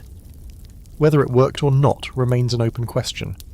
Sometimes these cases were tried under heresy, sometimes sorcery, but always with a tone of moral panic. Now, let's not pretend everyone was a desperate romantic. Some people used love potions to seduce, to trap, or to gain power. Nobles were rumoured to slip powders into goblets during feasts. Servants learned recipes to influence their masters, and occasionally a relationship would sour and someone would say, "She bewitched me," just to avoid admitting they fell for someone beneath their station. In those cases, the accused often paid with more than their reputation. One particularly unsettling historical tidbit. In parts of Italy and Spain, love spells often involved bodily fluids: sweat, blood, semen. One charm required sewing a drop of menstrual blood into a lover's clothing. Another advised mixing tears into soup. These weren't just metaphors. People believed in the power of the body to alter fate, especially when stirred with just the right verse and a sprig of rue. But not all that magic was dangerous. Some rituals were surprisingly sweet. Young women wrote the names of potential husbands on slips of paper, placed them in water, and waited to see which one floated upright. On Midsummer's Night, lovers exchanged herbs believed to bind hearts without sin, and in some Slavic regions, couples braided their hair together as a vow of unity, a kind of folk marriage, far outside the reach of priests or kings. Of course, modern scholars argue endlessly about how seriously these practices were taken. Were they desperate acts of faith or just folklore entertainment? Some argue that love magic was mostly symbolic, rituals that gave people a sense of control in a chaotic world. Others point out the number of trials and confessions that suggest real fear, real consequences, and real belief. The truth, as usual, is somewhere in the fog between candlelight and curiosity. And here's your quirky highlight for tonight. In medieval Germany, there was a love charm that involved baking bread shaped like genitals, blessing it under the stars, and then giving it to your crush. If they ate it, it was considered a spiritual bond. If they refused, well, at least you got a weird little pastry out of the deal. So now, imagine yourself holding a warm satchel of herbs, a parchment scroll covered in ink and secrecy, and a heart so full of hope it practically glows. You whisper the words, light the candle, watch the smoke rise, and wait. Will it work? Will they come to you? Or will someone knock on your door with questions, accusations, and a bucket of holy water? Because when love turns to fear, when passion is seen as power, the line between healer and heretic blurs fast. And in the next chapter, we're diving straight into that fear, the burning kind. You've cast your spell, but now the villagers are whispering, the church is watching, and the witch hunts are about to begin. You wake up to smoke, not the cosy, crackling hearth kind, the other kind. Acrid, rising in coils from the edge of town, mixing with shouting bells, and the panic of a crowd that's already decided who the villain is. You pull your hood low and slip toward the square. where a wooden stake is rising like a grotesque maypole. This isn't a festival, it's a witch hunt, and it didn't start with curses or demonic goats. It started, like so many medieval moral panics, with sex. Contrary to the Hollywood version, not every witch hunt was about Eye of Newt and turning villagers into frogs. In medieval Europe, especially from the 13th century onward, many accusations of witchcraft were fueled by a very specific, deeply rooted fear. Erotic chaos, lust that couldn't be controlled, women who seduced without permission, men who claimed their bodies were bewitched. It wasn't about magic, not really. It was about desire, and the terror that someone somewhere was wielding it without divine approval. Let's rewind. The church had long struggled to keep sex in its sacred box, heterosexual, marital, missionary, and extremely underwhelming. But real life didn't obey. People strayed, cheated, fantasized, experimented. And when things went wrong, when crops failed, marriages collapsed, or the wrong person got pregnant, blame had to land somewhere. Enter the erotic witch, part scapegoat, part symbol, all firewood. Women were the usual targets, particularly women who were single, older, poor, outspoken, or just a little too independent. Midwives, healers, widows, basically anyone who lived outside the carefully scripted role of obedient daughter, wife, or nun. If she had knowledge of herbs, suspicious. If she lived alone, dangerous. If she had no children, clearly cursed, or worse, cursing others. Accusations often began with small things: a failed seduction, a husband who stopped performing din bêtis, a wife who became too lustful, a girl who was suddenly popular with men despite being plain. Someone would mutter, "She bewitched him." And from there, the gears of paranoia turned quickly. Neighbours gossiped, priests asked questions, and before you knew it, someone was standing barefoot in the town square, accused of consorting with demons through her body. And make no mistake, sex was at the heart of it. The witch was often portrayed not just as a spellcaster, but as a seductress. She was said to use herbs and chants to inflame men's desires, to milk their strength, to cause impotence or unholy arousal. Some records claim witches could steal a man's penis, hide it in a birdcage, and only return it if he submitted to them. Yes, that's an actual belief. The 15th century treatise Malleus Maleficarum, the witch-hunting manual of choice, devotes pages to this kind of thing. A whole section on witches causing unlawful arousal and manipulating male lust. If it sounds like projection, that's because it is. In one trial, a woman was accused of bewitching a married man by giving him a lustful dream that made him unable to perform with his wife. The evidence? He kept seeing her in his sleep and claimed she visited him in the form of a flame. This was enough to get her imprisoned and interrogated.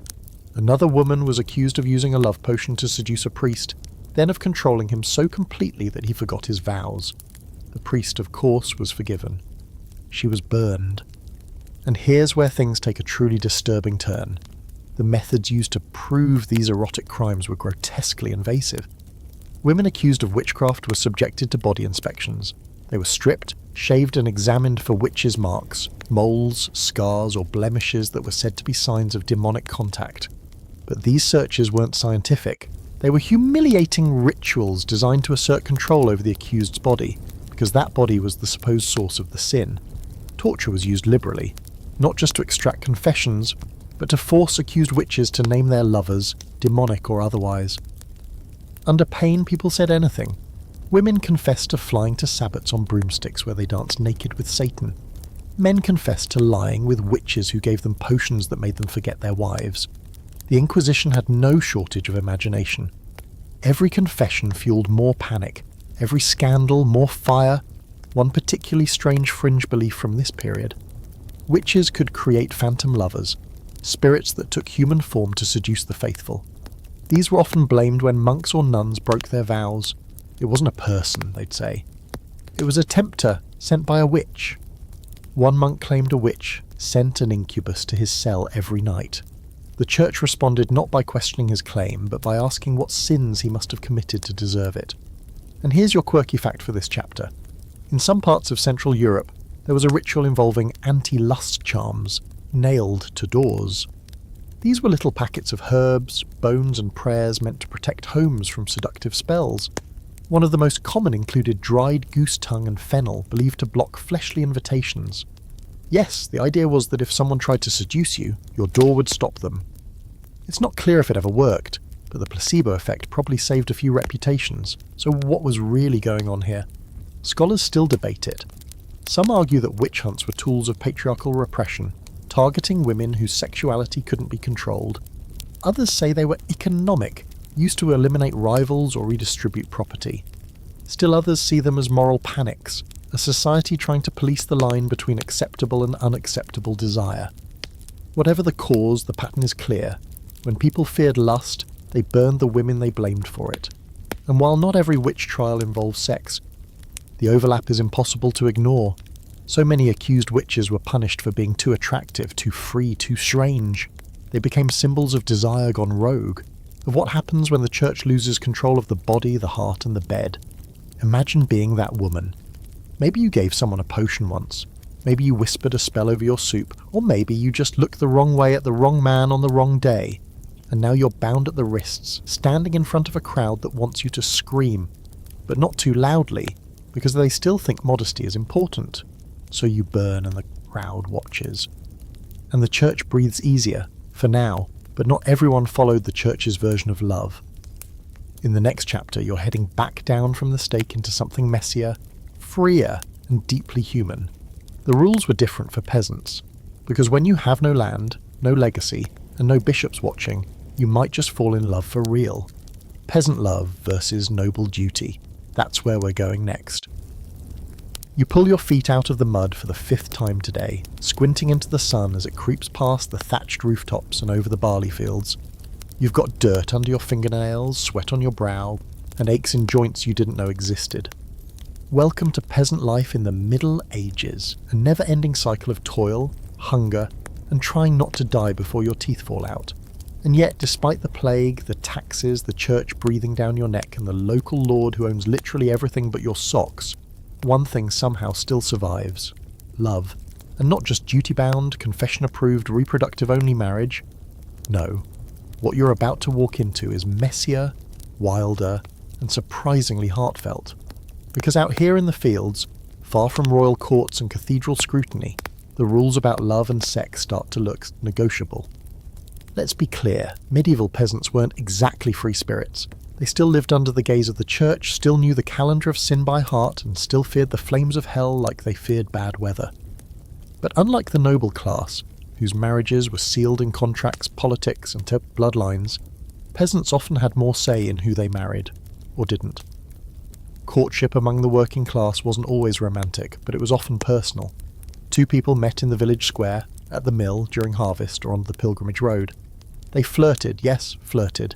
There are court records of girls throwing apples at boys they liked, of men serenading women from the edge of the fields, and of young couples sneaking kisses behind the barn while pretending to feed the chickens. Peasant love had mud on its boots and hay in its hair, but it was real. Marriages were usually arranged with the consent of the couple, not just the parents.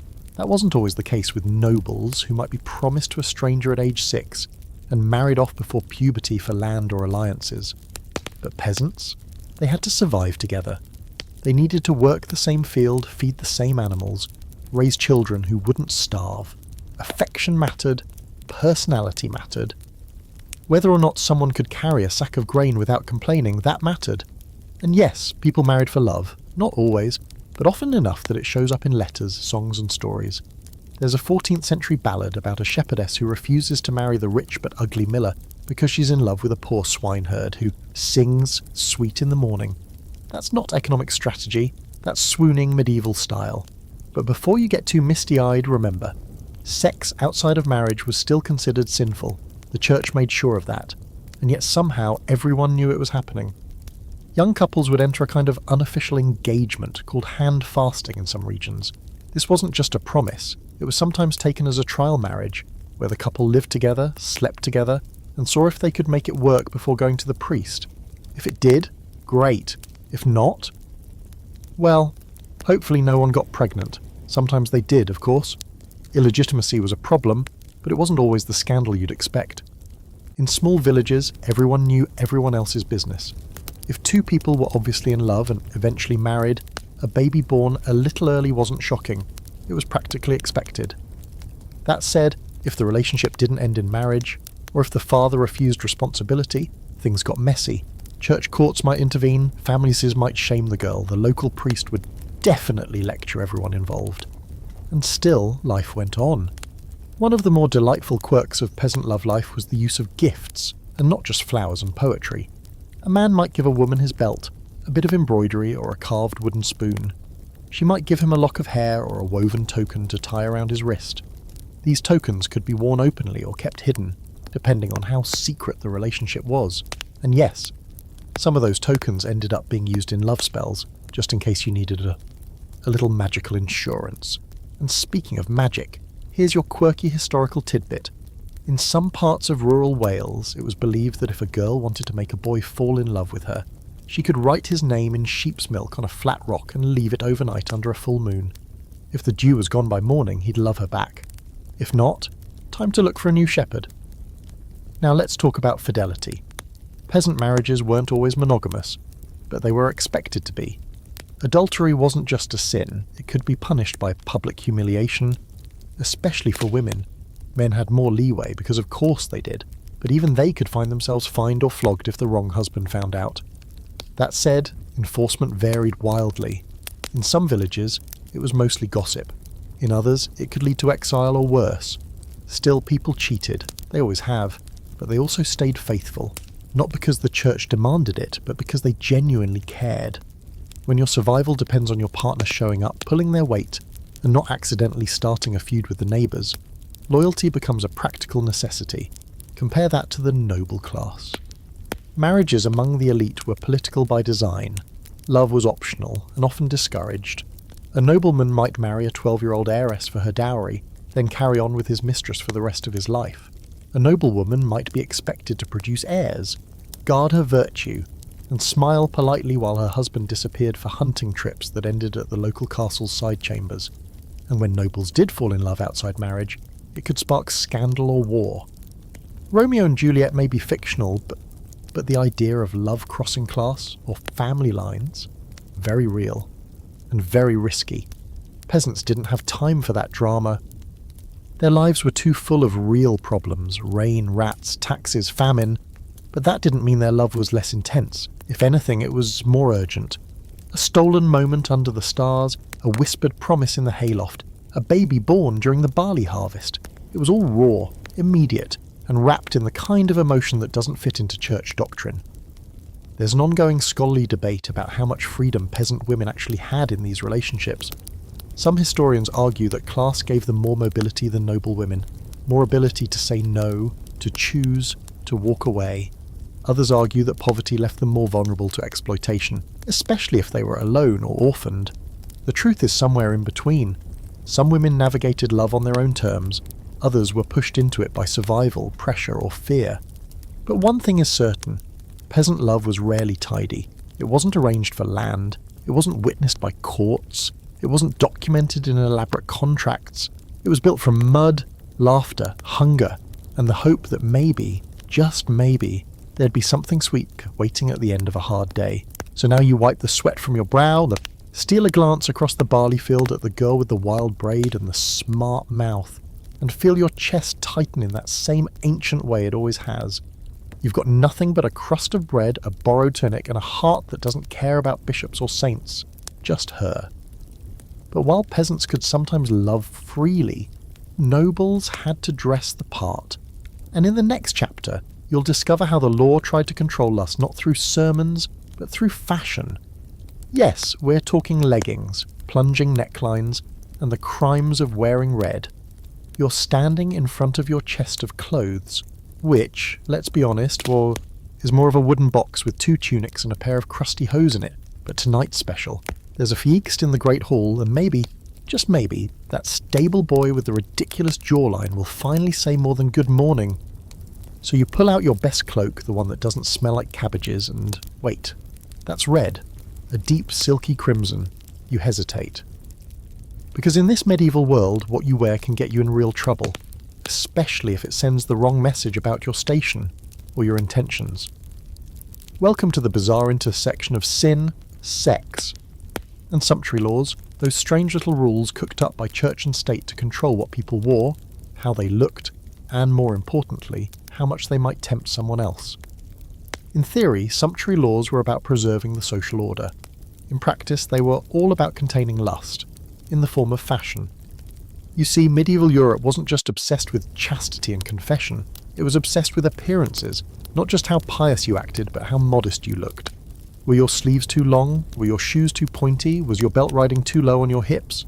All of these things could suggest vanity, wealth, or sexual availability, and that made the moral guardians very twitchy. Let's talk about colours. Red, for example, was considered both dangerous and seductive. It was associated with sin, blood, and Mary Magdalene, the reformed prostitute turned saint. If you wore red and weren't a noble or a married woman of wealth, people might assume you were selling more than apples in the market. Prostitutes were often forced to wear red or yellow to mark their profession. So if you were a common girl in a crimson cloak, don't be surprised if a monk starts scowling in your direction. Now let's talk about fabrics. Silk? Scandalous. Only permitted for nobility or clergy, fur linings. You better be a count or a bishop, otherwise you're violating some statute buried in the town hall's legal scrolls. Lace? Not unless you're married and rich enough to have servants who never blink. And don't even think about embroidery and gold thread. That was basically the medieval version of walking into church wearing a neon sign that says, "Judge me, Daddy." One of the weirder regulations? Shoes. That's right, there were laws about footwear. In some places, the length of your shoe tips, yes, but the long pointy ones, could only extend past your toes by a certain number of inches depending on your rank. Nobles could have shoes so long they had to be tied to the knees with little golden chains. Peasants, 2 inches max, any longer, and you might be fined or mocked as a social climber. But why all this control? It wasn't just snobbery, it was fear. Lust and luxury were linked. If people dressed above their station, it might incite desire in others, desire that wasn't confined by marriage, class, or confession. A merchant's daughter in a tight bodice might catch the eye of a nobleman. A stable boy in fancy hose might be mistaken for a squire. That kind of confusion led to mixing, and mixing led to sin. And sin, as everyone knew, led to plagues and famine and your grandmother catching on fire. So the church, and sometimes the crown, stepped in to write the rules, literally. These weren't vague suggestions, they were laws. In 1363, England passed one of its most infamous sumptuary laws, listing exactly what people could wear based on their income. Servants couldn't wear silk. Craftsmen were banned from wearing fur.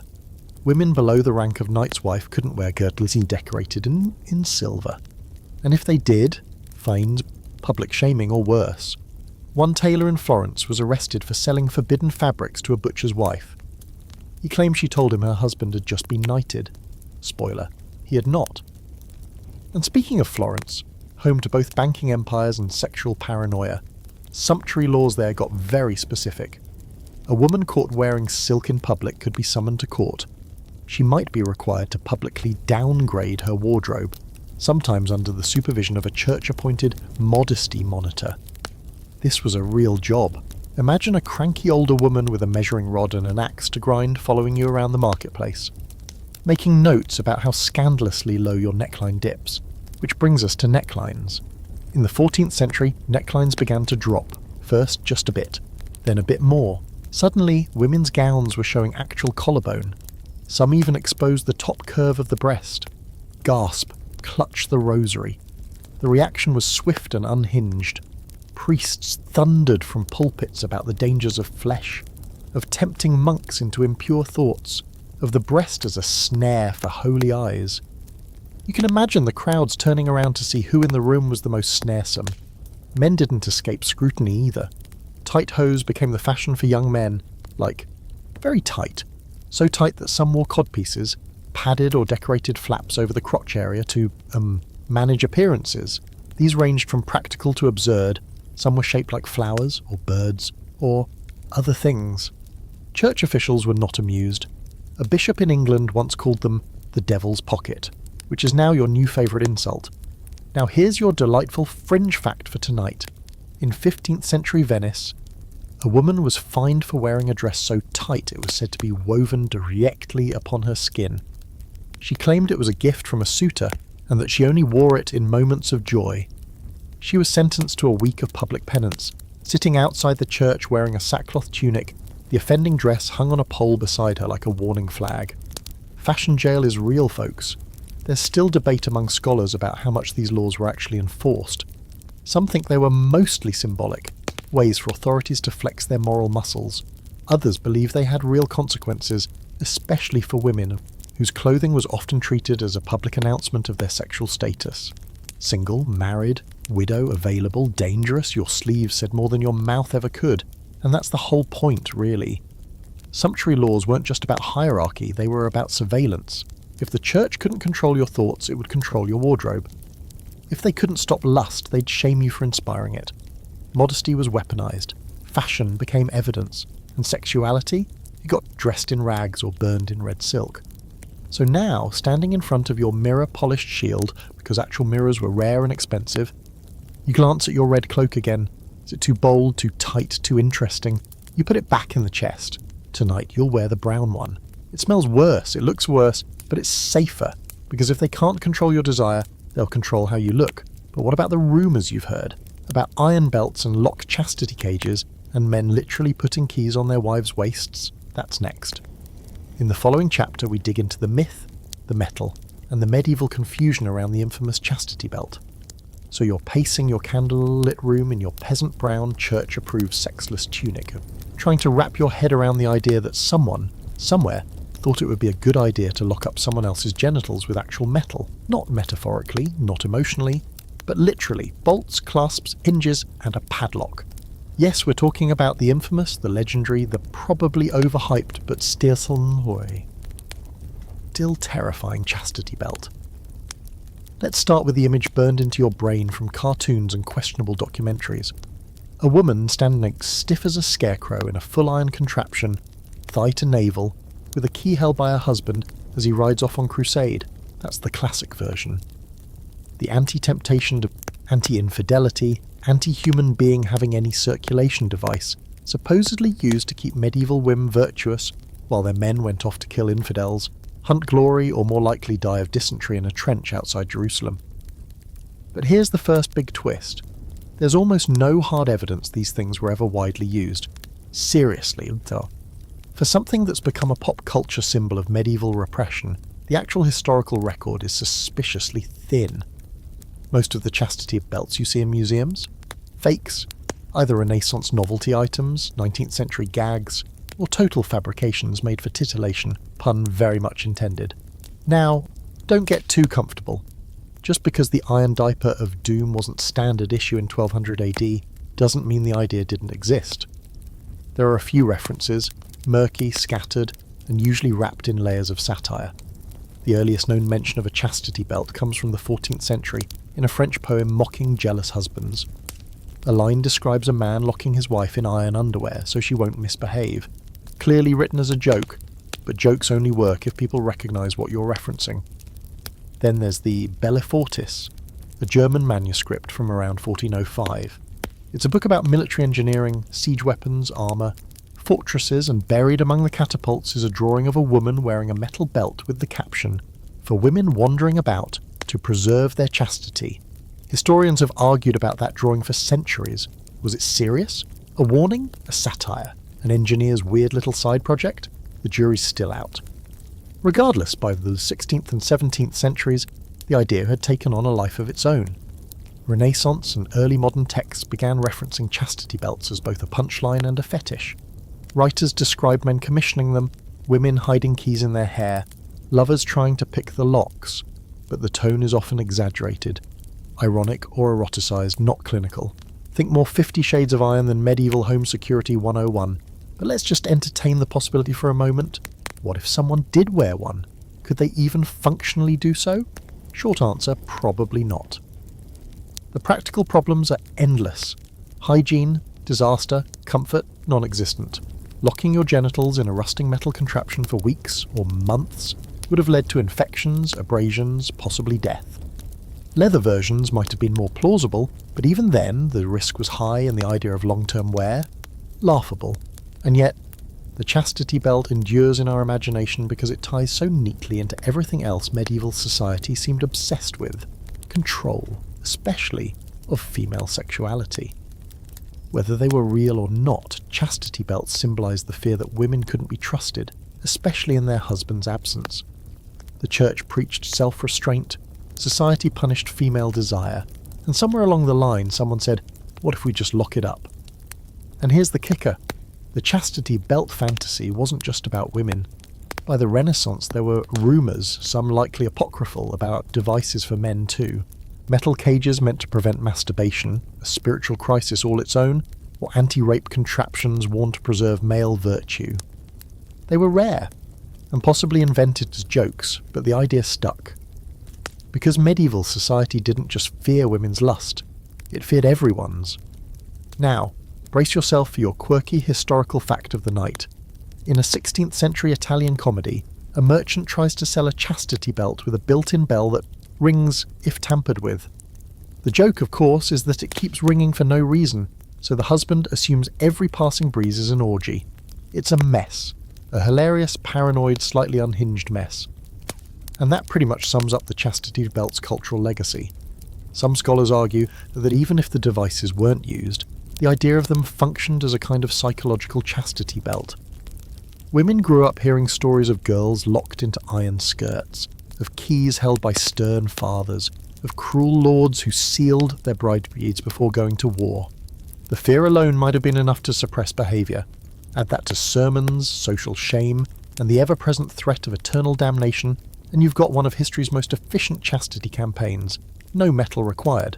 And here's where the debate gets juicy. Some historians still insist chastity belts were real and used, pointing to museum pieces, scattered drawings, and anecdotal accounts. Others counter that nearly all authentic examples date from the 19th century, a period obsessed with sexual repression and moralising medievalism. In other words, Victorians made them up, slapped some fake rust on them, and said, look how pervy our ancestors were. The irony is delicious. And don't forget the fetishists. By the late 1800s, chastity belts became a full-blown kink in some European circles. They appeared in erotic literature, burlesque theatre, and private collections. Locking someone up, or being locked up, became less about morality, and more about control, dominance, and the thrill of imagined imprisonment. What started as a probably fictional tool of virtue morphed into one of the earliest documented expressions of BDSM. Somewhere a medieval monk is rolling over in his sackcloth. So here you are, staring at this terrifying contraption hanging in a museum under glass. It's got hinges, clasps, and something that looks suspiciously like a bottle opener. And you wonder, did someone actually wear this? Or was it always just a symbol of fear, of obsession, of the desperate urge to own desire? Because that's the real point. Whether or not the chastity belt ever physically locked someone in, the culture certainly tried to. With sermons, shame, rituals and rumours, society wrapped a metaphorical belt around the body and clicked it shut with a key labelled virtue. But not everyone followed the script. In the next chapter you're going to open a hidden drawer behind the altar, blow the dust off a forbidden scroll and discover something shocking. Medieval sex manuals existed. That's right. Behind all the fire and brimstone, people were quietly writing how-to guides, with diagrams. You're creeping through the back corridors of a monastery, not because you're pious, but because you've heard a rumour that behind the library, past the boring theology scrolls and dust-caked psalters, there's a hidden shelf, one that doesn't contain prayers or sermons, but something infinitely more scandalous.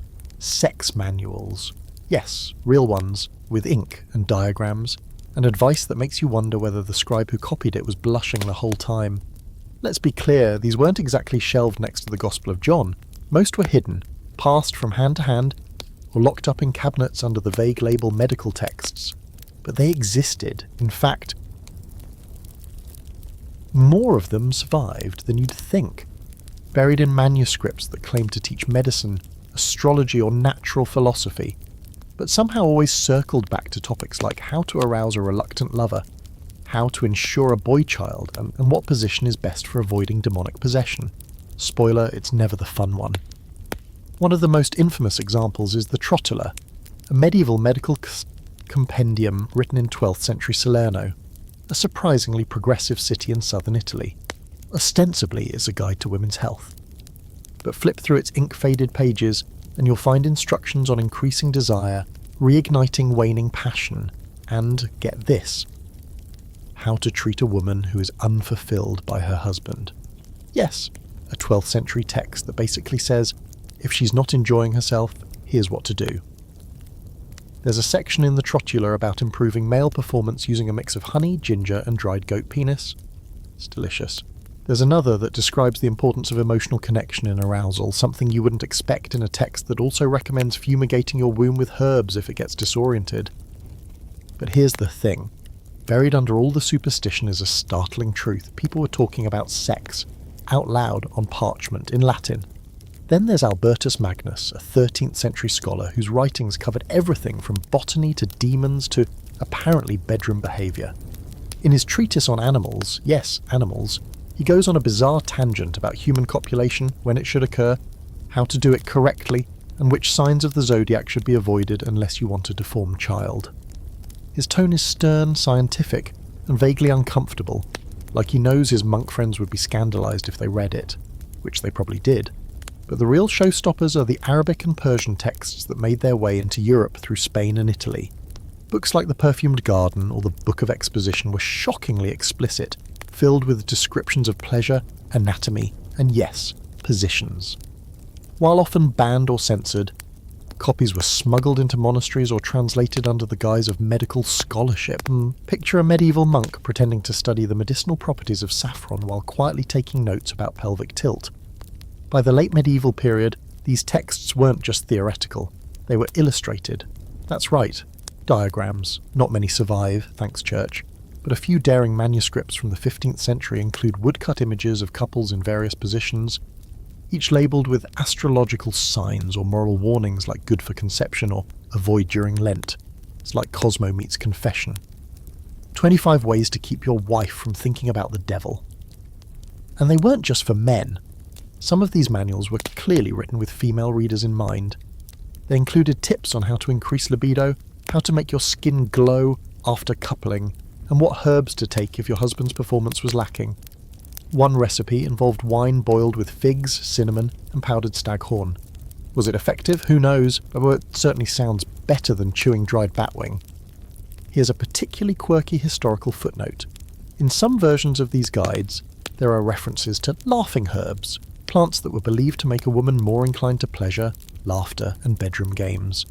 These herbs, likely a mix of mild hallucinogens and aphrodisiacs, were banned by the church, of course. Anything that made sex fun was inherently suspicious. And that's the irony. While the official line was strict, sex for procreation only, no pleasure allowed, missionary or bust, there were entire underground cultures where sex was treated as an art, a science, and sometimes a gift from God. Yes, you read that right.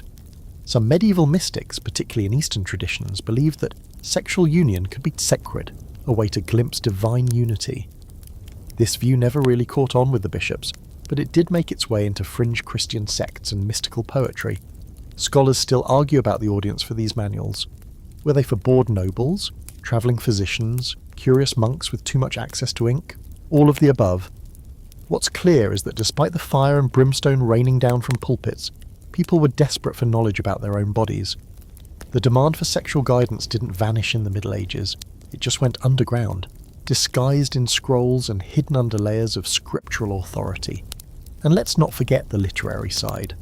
Works like The Romance of the Rose, a massively popular 13th century poem, were all about love, lust, and seduction. It's 22,000 lines of allegorical garden metaphors that basically boil down to, here's how to flirt, touch, and eventually score. It was widely read, quoted, and criticised for being too explicit. One Parisian bishop called it a gateway to fornication, which naturally made everyone want to read it more. So imagine this. A medieval scribe hunched over a parchment dipping his quill into ink, nervously glancing over his shoulder as he copies a passage about the warmth of thighs joined in joy. He knows this isn't for the monastery shelves. He knows this scroll might be hidden in someone's chimney or passed hand to hand during feast days. But he also knows people want this knowledge. They crave it, because underneath all the rules, people are still human. And here's your fringe gem for tonight. One 15th century Italian text includes a chart, yes, a literal chart, ranking the best times of day for intimacy according to planetary alignment.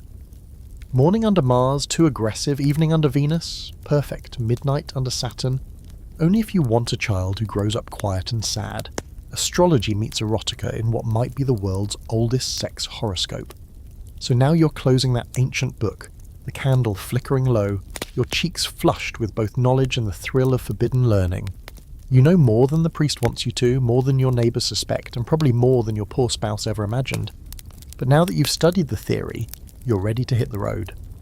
Because in the next chapter, you're not staying put. You're packing up your satchel, lacing your boots and joining the pilgrims.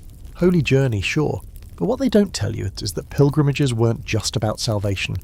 They were also the perfect excuse for hookups on the road.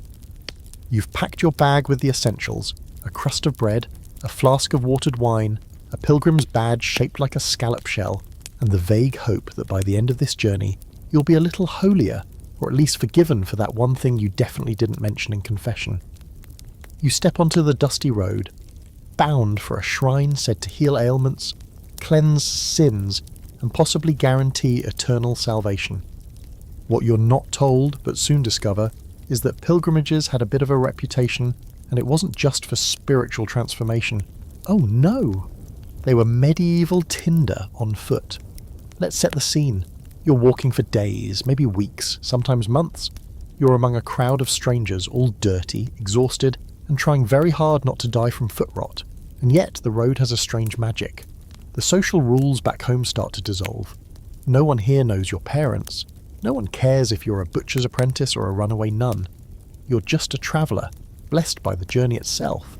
And in that anonymity, the usual restrictions on flirting, touching, or gasp casual sex start to loosen. Pilgrimage was supposed to be a pious affair. People walked hundreds of miles to holy sites, Canterbury, Santiago de Compostela, Rome, Jerusalem, hoping to gain indulgences, cure illnesses, or fulfill vows. But somewhere along the way, especially at night, under the stars, when the fire's crackling low and someone breaks out a lute, things start to shift.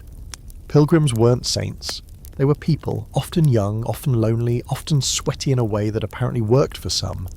There are records, plenty of them, describing pilgrimage romances, casual flings, and even illegitimate children born 9 months after the journey ended. Monks warned about this constantly. Do not mistake the road for temptation, they wrote. Do not let Satan walk beside you, whispering in the voice of a pretty girl with loose laces. And yet, Satan had very good timing. When you're sleeping on straw with your fellow sinners, huddled under the same cloak to stay warm, things happen. It's practically scripted. Chaucer's Canterbury Tales, written in the late 14th century, is the most famous example of this not-so-sacred behaviour. The entire premise is a bunch of pilgrims heading to the shrine of St. Thomas Becket. And what do they do along the way? Tell bawdy stories, flirt, tease. The wife of Bath delivers an extended monologue about her 5 husbands and her refusal to be controlled. The miller tells a story about a student seducing a carpenter's wife. And the host? He encourages all of it. Let's make this journey fun, he says. Tell the best story you can. Salvation, sure, but with entertainment. And the inns along the way? They knew what was up. Some offered single rooms for modest pilgrim, but those were few and expensive. Most lodgers shared bunks or pallets. One French guidebook for pilgrims includes a line that translates to, "Keep your purse close and your legs closer, lest you wake to find both stolen." The double meaning was not lost on medieval readers. Some innkeepers even leaned into the reputation. In Spain, certain pilgrimage hostels were known for their generous wine, warm meals, and flexible moral codes. In Italy, cities like Bologna and Lucca warned female pilgrims to travel in groups, lest they be mistaken for sex workers. And in England, roadside taverns near major shrines were nicknamed Pilgrim's Rest, which, depending on who you asked, was either deeply spiritual or extremely suggestive. And speaking of sex work, let's not pretend that didn't factor in. Some brothels were built right along pilgrimage routes. After all, where there are travellers, there's coin and temptation. Prostitutes knew when pilgrimage seasons began and often dressed up as fellow pilgrims to blend in. They'd walk part of the way, strike up a conversation, and disappear into the woods when the moment was right. It was called going off the path, and it didn't always mean getting lost. Now here's a particularly odd historical tidbit. In one German town, a group of pilgrims was caught celebrating their arrival. at a shrine with what the local priest described as dancing, singing, and lewdness most vile. The women wore garlands in their hair, the men carried jugs of ale, and someone, no one admitted who, played a set of bagpipes while a couple disappeared behind the altar curtain. That shrine was later placed under temporary interdict, not because of heresy, but because of inappropriate merriment.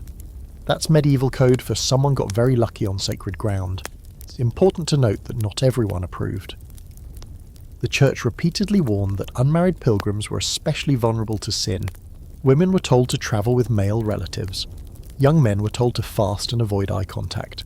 One bishop even advised that couples should abstain from sex, even if married during pilgrimage, to preserve the journey's purity. You can guess how well that advice went over when they were sharing hay piles in winter. Of course, not all pilgrim hookups were fleeting.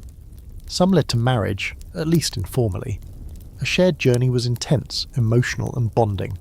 Couples would meet on the road, walk together for weeks, and by the time they reached the shrine, they'd shared food, tears, laughter, and lice. It wasn't exactly courtly love, but it was real, and sometimes it stuck. Here's your quirky fact of the night. At some shrines, like Santiago de Compostela, pilgrims who claimed to have remained chaste during the entire journey were awarded a special badge, usually a silver shell or medallion. It was called the Badge of Purity. Naturally, this led to all sorts of gossip. Oh, he got the badge. Please, I saw him disappear with a Breton girl in Avranches. Pilgrims collected badges for all sorts of things, surviving illness, performing miracles, or keeping their pants on. Guess which was the rarest? So now you're sitting by the roadside, feet blistered, stomach grumbling, watching the sun set behind a ruined abbey. Next to you is a girl with dirt on her cheeks, an empty wineskin, and a laugh that makes your stomach flip. Maybe you walk with her tomorrow. Maybe you share a blanket tonight. Maybe you pray in the morning and sin by nightfall. That's pilgrimage in a nutshell. Half journey, half confession, all very human. But not every romance on the road was physical. Some were about feeling, about longing without touching. And in the next chapter, we'll climb the stone steps of castles and peer into courtly halls where public flirtation and forbidden glances weren't just allowed, they were an art form. Welcome to the age of courtly love, where poetry dripped with desire, but touching the wrong hand could get you beheaded. You've made it off the muddy road, wiped the worst of the pilgrimage grime from your boots, and now you're standing in the echoing stone halls of a noble court. There are tapestries on the walls, strings of flowers woven into silver chalices, and someone in the corner playing a lute with an expression so intense you'd think he was serenading the Virgin Mary. But make no mistake, you're not in church anymore. You've entered the high-drama, slow-burn, poetry-drenched world of courtly love where emotions are excessive, glances are weapons, and the stakes for a single flirtatious nod might be literally life or death. Here, love is not about marriage or children, or even really about sex, at least not openly. It's about longing. Endless, dramatic, noble longing. Picture this, a knight kneeling before a lady in a velvet gown, swearing he'll fight a dragon or a rival suitor, or a really large goose just to earn her smile. She looks down at him, wheezes dramatically, and says, "I am married, kind sir." And instead of walking away, he pledges his soul to her, writes her a song, and spends the next 2 decades pining so hard it could knock over a tapestry. Yes, this was a thing. Starting around the 12th century, particularly in southern France, elite society developed a new model of romantic expression that became known as courtly love. It was basically the medieval version of slow-burn fan fiction. Set in real castles, played out in real lives, but governed by a strict set of rules. The lovers were usually not married to each other, physical contact was rare, or at least plausibly deniable, and the entire relationship took place in a realm of poems, riddles, songs, and carefully orchestrated vibes. And if you're wondering whether this whole system was invented by bards looking for tips, you'd only be half wrong. The literary form of courtly love was hugely influenced by the troubadours, poet-musicians from Occitania who wrote about noble suffering, unfulfilled longing, and the unbearable beauty of a woman you could never have. Their songs were full of metaphors so heavy they could collapse a tower. The beloved was a rose, a star, a hawk, a flame, always just out of reach, always one step from sainthood, and usually married to your boss. The big idea behind courtly love was this: love makes you better. Loving from afar with restraint and reverence was thought to elevate the soul, refine your manners, and turn you into a nobler person. It was like emotional Pilates. You suffered, but that suffering was proof of your depth. A knight who served his lady without ever touching her was considered more virtuous than one who went off and actually got married. Marriage, after all, was about duty, property, and heirs. Courtly love? That was about feeling. And while it sounds incredibly romantic, if exhausting, it was also a way to safely channel desire in a world where open adultery could get you killed. Courtly love existed in a kind of social loophole. As long as everything was kept poetic, symbolic, and technically chaste, it was allowed, sometimes even encouraged. Queens had favourite knights, lords had muses, and everyone pretended this wasn't a slow-motion emotional affair with occasional harp accompaniment. Now, of course, not everyone stayed chaste. Behind the poems and tournaments, there was plenty of very real flirting, grabbing, and sneaking off into castle corridors, but it had to be subtle. If a nobleman was caught in the wrong lady's bedchamber, or if a lady was accused of being too familiar with a knight not named her husband, it could end in scandal, disgrace, or execution. So people got clever. Love letters were hidden in sleeves, secret codes were embedded in embroidery patterns, poems were written in mirrored Latin and left tucked under chapel benches. One infamous case: Eleanor of Aquitaine, Queen of France, then England, and major patron of the courtly love movement. She hosted a literary salon where men competed to write the best love songs and where women judged them. Eleanor and her daughter, Marie de Champagne, reportedly issued love laws, a list of 31 rules governing how love should be pursued and maintained. Some of them are almost endearingly ridiculous. Nothing prevents one woman from being loved by two men. Jealousy increases love, and, when made public, love rarely endures. It was basically a medieval gossip column in the form of law. And then there's Andreas Capellanus, the guy who wrote De Amore, The Art of Courtly Love. In it, he lays out advice like a 12th century dating coach: how to woo, how to flirt, how to interpret a glance. He even categorises women by social class and age, with suggested strategies for each.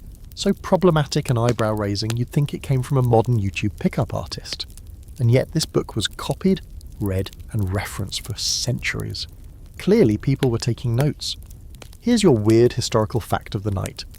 In some noble courts, couples engaged in courts of love, mock trials where a panel, usually ladies, would judge the behaviour of a lover. Did he wait too long to confess? Did she respond too coldly? Was his poetry original or cliché?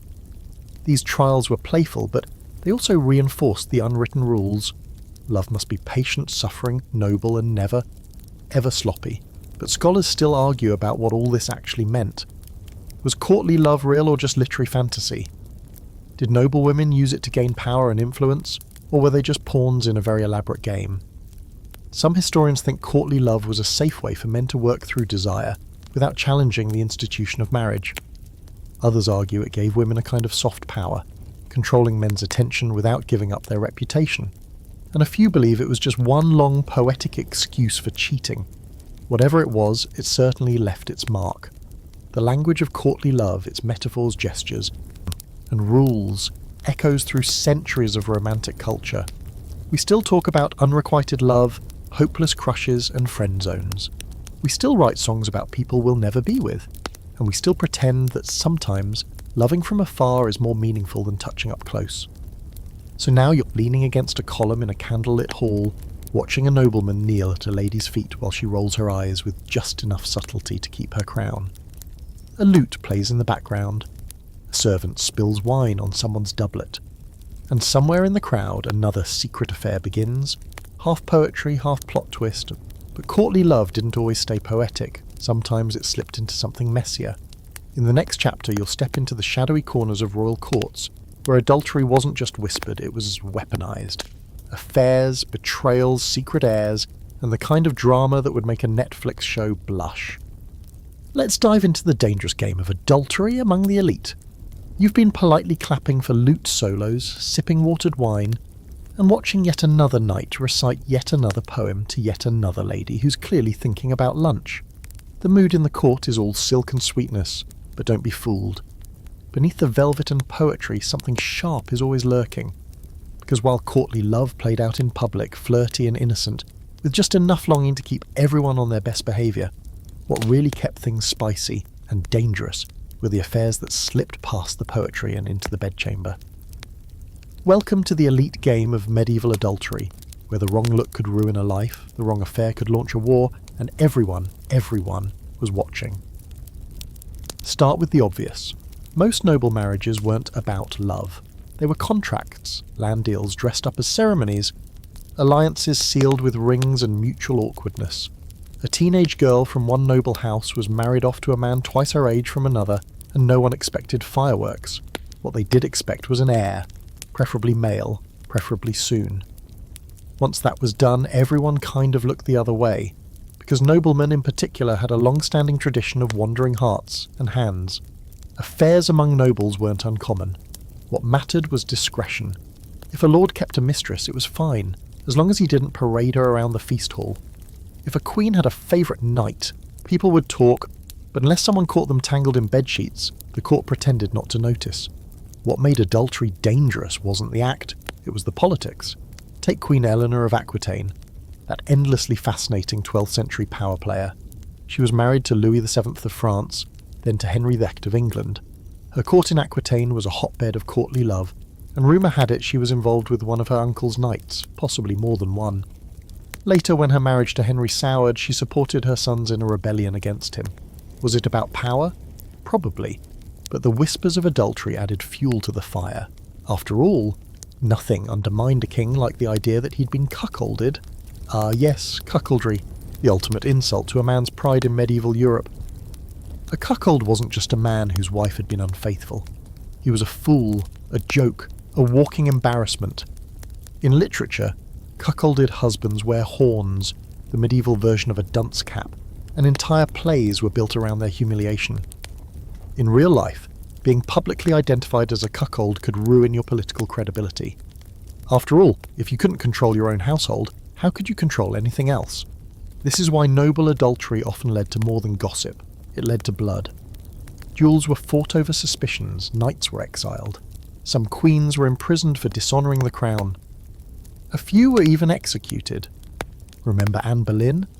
Sure, she was technically post-medieval, but the precedent was already set. A queen caught cheating wasn't just a problem, she was a threat to the succession. If a child born to the queen wasn't her husband's, that was a dynastic nightmare. Illegitimacy wasn't just scandalous, it could plunge entire kingdoms into chaos. And yet, the affairs happened, quietly, cleverly, and sometimes explosively. Letters survive, coded, steamy, heartbreakingly sincere. Gifts were exchanged, rings, embroidered tokens, keys to private rooms. One noblewoman sent her lover a miniature portrait hidden in a locket, along with a note that read, "May this rest against your heart as I cannot." That's romance, with a side of treason. One particularly scandalous affair? King Philip IV of France's daughters-in-law. In the early 14th century, all three women were accused of adultery. Two were found guilty, possibly framed by court rivals, and sentenced to life in prison. Their lovers, strangled, slowly, in public. No one was safe from the fallout. The scandal shook the entire Capetian dynasty, and may have contributed to the later crisis of royal succession known as the 100 Years' War. So yes, a few trysts in a tower could in fact destabilise an empire. Now here's a wild fringe fact. In some noble courts, it was customary for knights to serve ladies of the court in emotional affairs, what they called par amour. These relationships were technically platonic, but full of gestures that would make modern spouses furious. Kissing hands, gazing longingly, writing poetry, even kneeling beside the lady's bed, just kneeling allegedly. It was all a dance, a kind of acceptable infidelity that sometimes inevitably crossed the line. And that line was thin. Even rumours could destroy reputations. A noble woman accused of adultery might lose her lands, her marriage, and her children. Men fared better, but only just. If you seduced the wrong lady, or the wrong lord's favourite, you could end up imprisoned, exiled, or mysteriously lost on a hunting trip. The only thing more dangerous than an affair in the court was getting caught. Of course, the church had opinions. Adultery was a mortal sin, punishable by confession, penance, and potentially eternal damnation. But in practice, wealth could buy a lot of forgiveness. Some noblemen paid indulgences, cash for sin credits, to pre-confess their infidelities. Yes, you could essentially bribe your way into sin. One bishop even warned against this, saying, "Gold cannot make lust holy." But guess what? It still bought a lot of private rooms and very understanding confessors. Here's your quirky tidbit for the night. In 15th century Burgundy, a duchess was rumoured to have embroidered a secret code into her gowns, a series of knots and symbols that only her lover could interpret. It was basically medieval lingerie meets spycraft. One of her gowns, preserved in a museum, features a design of intertwined ivy leaves and thorns, possibly referencing a poem they shared. Scholars still argue about what the symbols mean. Others just nod and say, yep, that's a sex dress. There's an ongoing scholarly debate too. Were these affairs about love, lust, or power? Some say noble women used affairs to gain agency, to escape dull marriages or secure political alliances. Others argue men pursued affairs for ego, status, or sheer boredom. Probably both. After all, these were people locked in rigid social roles, surrounded by danger, and trained to use charm as a weapon. In that world, intimacy wasn't just personal, it was political. So now you're in the corner of the feast hall watching a duke whisper to a lady whose husband is off talking trade with the king. Their hands don't touch, but their eyes do. The air is thick with tension and perfume, and the poetry of longing has given way to a look that says, "Meet me behind the chapel when the candles go out." You turn away, because you've seen enough to know that in this world desire is a game, and the stakes are terrifyingly real. But not all affairs were secret. Some were arranged, some were sanctioned, and some happened way too early. In the next chapter we take a hard, uncomfortable look at the reality of child marriage in the Middle Ages, where political gain often came at the cost of innocence. The wedding feast is in full swing, lutes playing, platters overflowing, wine flowing in wide, lazy arcs. Everyone's dressed in their most expensive fabrics, and there's laughter rising through the rafters.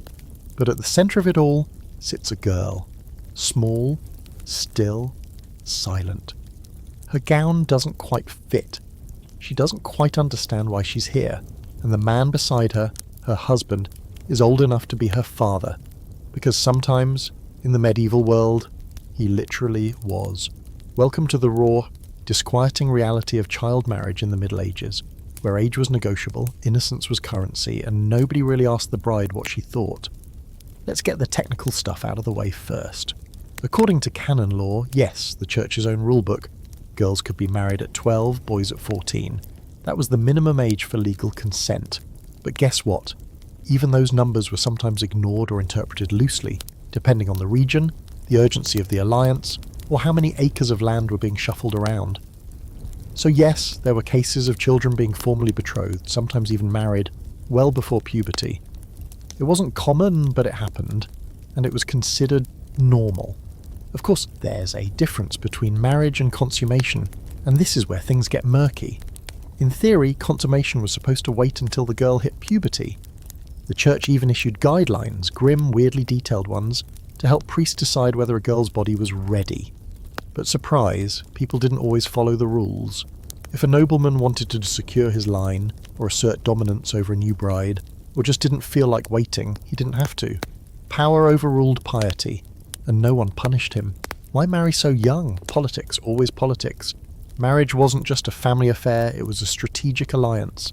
Two powerful houses could merge lands, claim inheritance, or avoid bloodshed with a well-timed wedding. And the younger the bride, the easier it was to control her. She hadn't developed opinions yet, or worse, ambitions. She was a blank slate, pliable, obedient. That was considered ideal wife material. One of the most infamous cases? Isabella of Valois, who married King Richard II of England in 1396. She was 6 years old. He was 29. The marriage wasn't consummated immediately, as far as records show, and some historians insist it was more symbolic, a gesture of peace between England and France. But even so, a 6-year-old with a crown on her head and the weight of politics on her tiny shoulders, that's not a fairy tale. That's a hostage situation with better costumes. And Isabella wasn't alone. Margaret Beaufort, mother of Henry VII, was married at 12 and gave birth at 13. Her childbirth was so traumatic that she never had another child. The political importance of her son eventually made her a powerful figure, but at immense personal cost. Her body was turned into a political battlefield before it even finished growing. Now, Before you go imagining this was just a noble thing, hold up. While child marriage was most visible among the elite, because historians actually cared enough to write it down, it did happen among commoners too. In rural areas, families might marry off daughters early to reduce financial burden or secure land. But here's the difference. Peasant marriages often waited to consummate until the couple could live independently. The girl might stay with her parents until puberty, or the couple might enter a trial marriage, more Danico or in the Danish manner, before formal vows were exchanged.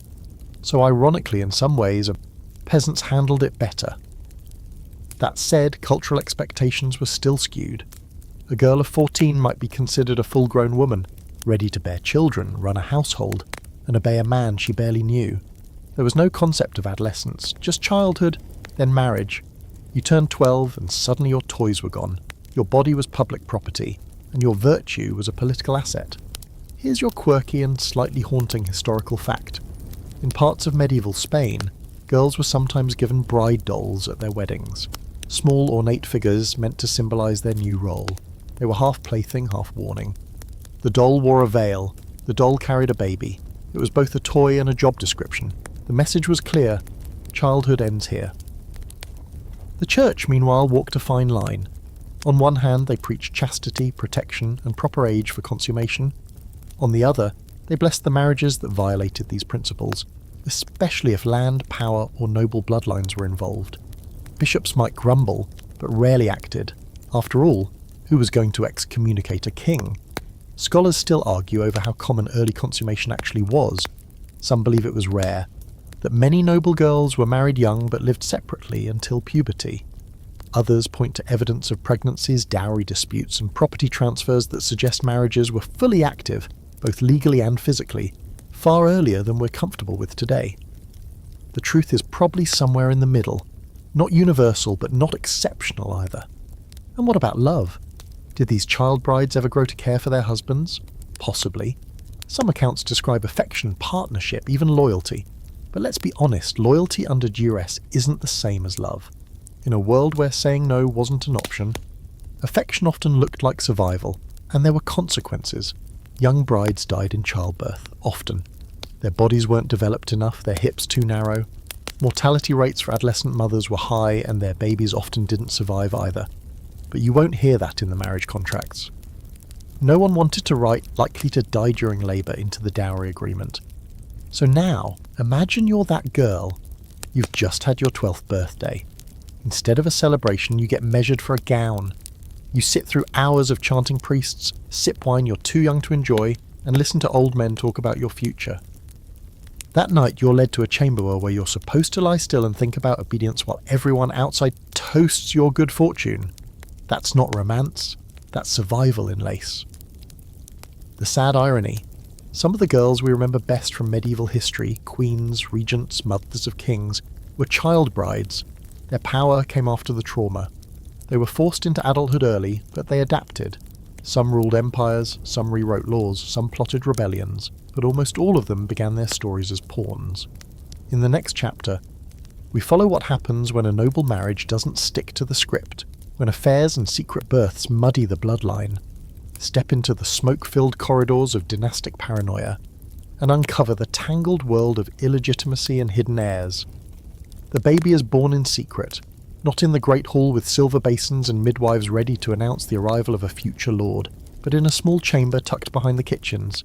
No trumpets, no banners, just hushed whispers and the sharp smell of blood and firewood. The mother's face is pale, the midwife tight-lipped, and the wet nurse already waiting in the shadows. Because this baby, despite his noble blood, despite his perfect little fingers, is a problem. He's illegitimate, and in the medieval world that made him both powerless and dangerously powerful, depending entirely on who knew and who cared. Illegitimacy in the Middle Ages wasn't just about shame, it was about inheritance, succession, and control. A child born out of wedlock didn't have a legal claim to titles, lands, or family wealth, at least not officially. But sometimes the unofficial things were more dangerous than the legal ones, because an illegitimate child could still be used, politically, emotionally, or even as a weapon in the endless chess game of noble bloodlines. Let's break it down. In canon law, A child was considered illegitimate if the parents weren't married at the time of birth. Simple enough. But this could include children of nobles and their mistresses, secret lovers, servants, or even distant cousins they weren't supposed to be with. The church did allow for a process called legitimation, where the child could be declared legal if the parents married afterward. But it wasn't always granted. And even when it was, it didn't guarantee the same rights as a legitimate heir, especially if someone wanted to contest it. And people wanted to contest it. All the time. Take William the Conqueror, for instance. One of the most famous illegitimate children in history. He was known in his lifetime as William the Bastard, born to Robert I, Duke of Normandy, and a woman who was decidedly not his duchess. His claim to the English throne was constantly challenged because of his birth, and yet he conquered England anyway. His rise proved that even bastards could wear crowns, and that terrified the nobility. Because if bloodlines didn't matter, what did? Illegitimate children weren't just discarded or ignored, they were used, especially by kings and powerful lords. A king with several natural children, as they were sometimes called, might grant them lands, arrange marriages for them, or place them in high church positions. It was a way to reward lovers, cure loyalty, or even maintain a side dynasty. But it was always a balancing act.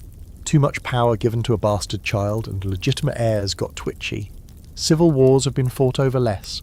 One particularly spicy example, John of Gaunt, Duke of Lancaster and son of Edward III.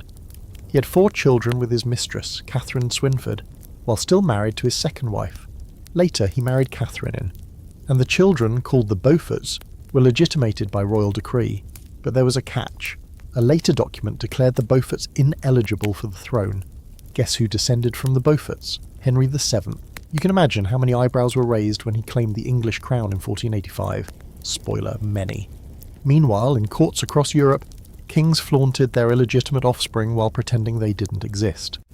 Charles II of Spain had dozens of bastards, many of whom were given titles, lands, and positions. They were raised in privilege, but always with a shadow over them, never quite accepted, always slightly suspect. And the queens? Let's just say their smiles didn't always reach their eyes. For noble women, the stakes were even higher. If a woman gave birth out of wedlock, especially if she wasn't of royal blood, her life could be ruined. She might be sent to a convent, forced to give up the child, or, if lucky, married off to a friendly knight to clean up the mess. But some women hid their pregnancies entirely. There are records of noble ladies faking illnesses, travelling to distant estates for rest, and returning months later looking suspiciously thin. While a local wet nurse mysteriously acquired a new child, the household pretended. The servants kept their mouths shut, and the family moved on. Here's your fringe fact for the night. In 14th century France, there was a noble family that kept a small secret ledger recording the actual paternity of various children. One column for official father, another for biological father. It was like a medieval Maury Povich episode in permanent ink. The ledger was discovered centuries later, and historians are still trying to untangle the mess of names and implications. Illegitimate daughters had different fates. Some were married off to minor nobles, their dowries paid by guilty or generous fathers. Others were placed in nunneries, not always out of punishment, but to keep them safely tucked away. And some became royal mistresses themselves, continuing the cycle of secret births and whispered inheritances. Meanwhile, the church disapproved of it all, but again the gap between doctrine and reality was wide. Officially, illegitimacy barred someone from holding office in the church, and in practice, wealthy fathers donated enough gold to smooth things over. Several bishops and even a few popes were born out of wedlock. One papal candidate was blocked specifically because his enemies produced his parents' marriage records, or rather, the lack of them. He was called a son of his simni in open debate. Charming. There's an ongoing scholarly debate about how illegitimate children felt about their status. Some grew up privileged, educated and powerful, if not quite official. Others faced open hostility from their half-siblings, ridicule from rival houses, or isolation within their own families. A few rose above it, using charm, talent, or sheer ambition to carve out roles for themselves. But many disappeared into the shadows of history, known only by a name scribbled in a birth record beside the words filius nullius, child of no one. And then, of course, there's the issue of secret heirs, hidden children who, under the right circumstances, could threaten entire dynasties. Kings kept lovers, lovers bore sons, sons disappeared, and once in a while when a legitimate heir died or a crown needed claiming, those children were suddenly important. There were rumours of hidden princes raised in the countryside, of nuns sheltering noble daughters, of old knights whispering to dying kings. There's another, one of the juiciest medieval conspiracy theories. The princes in the tower, Edward V and his brother Richard, sons of Edward IV, who disappeared after their uncle, Richard III, seized the throne. Some believe they were murdered. Others believe one, or both, escaped, living in secret, raising families, passing down royal blood far from the throne. The idea of hidden royalty has always captivated people, because it promises that lineage isn't just law, but legend. So now you're standing in a drafty tower, holding a child whose name won't be recorded, whose face must be hidden, and whose future is entirely dependent on secrecy. The mother looks away when you ask who the father is. The wet nurse doesn't ask. And somewhere across the kingdom, a nobleman continues his life pretending nothing ever happened. Because in the medieval world, illegitimacy didn't erase you, it just erased your name, unless, of course, you were clever enough to make people remember. But where there's secret sex, there's secret consequence. And next up, we're diving deep into the grimy world of medieval STDs, misdiagnosed plagues, and the terrifying things people stuck in orifices to cure them. Hope your stomach's ready.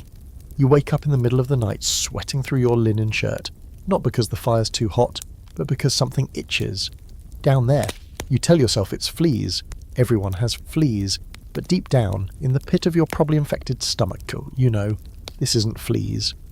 This is something else. And in the medieval world, that could mean anything from a hot humour imbalance to God's punishment for touching yourself too much. Congratulations.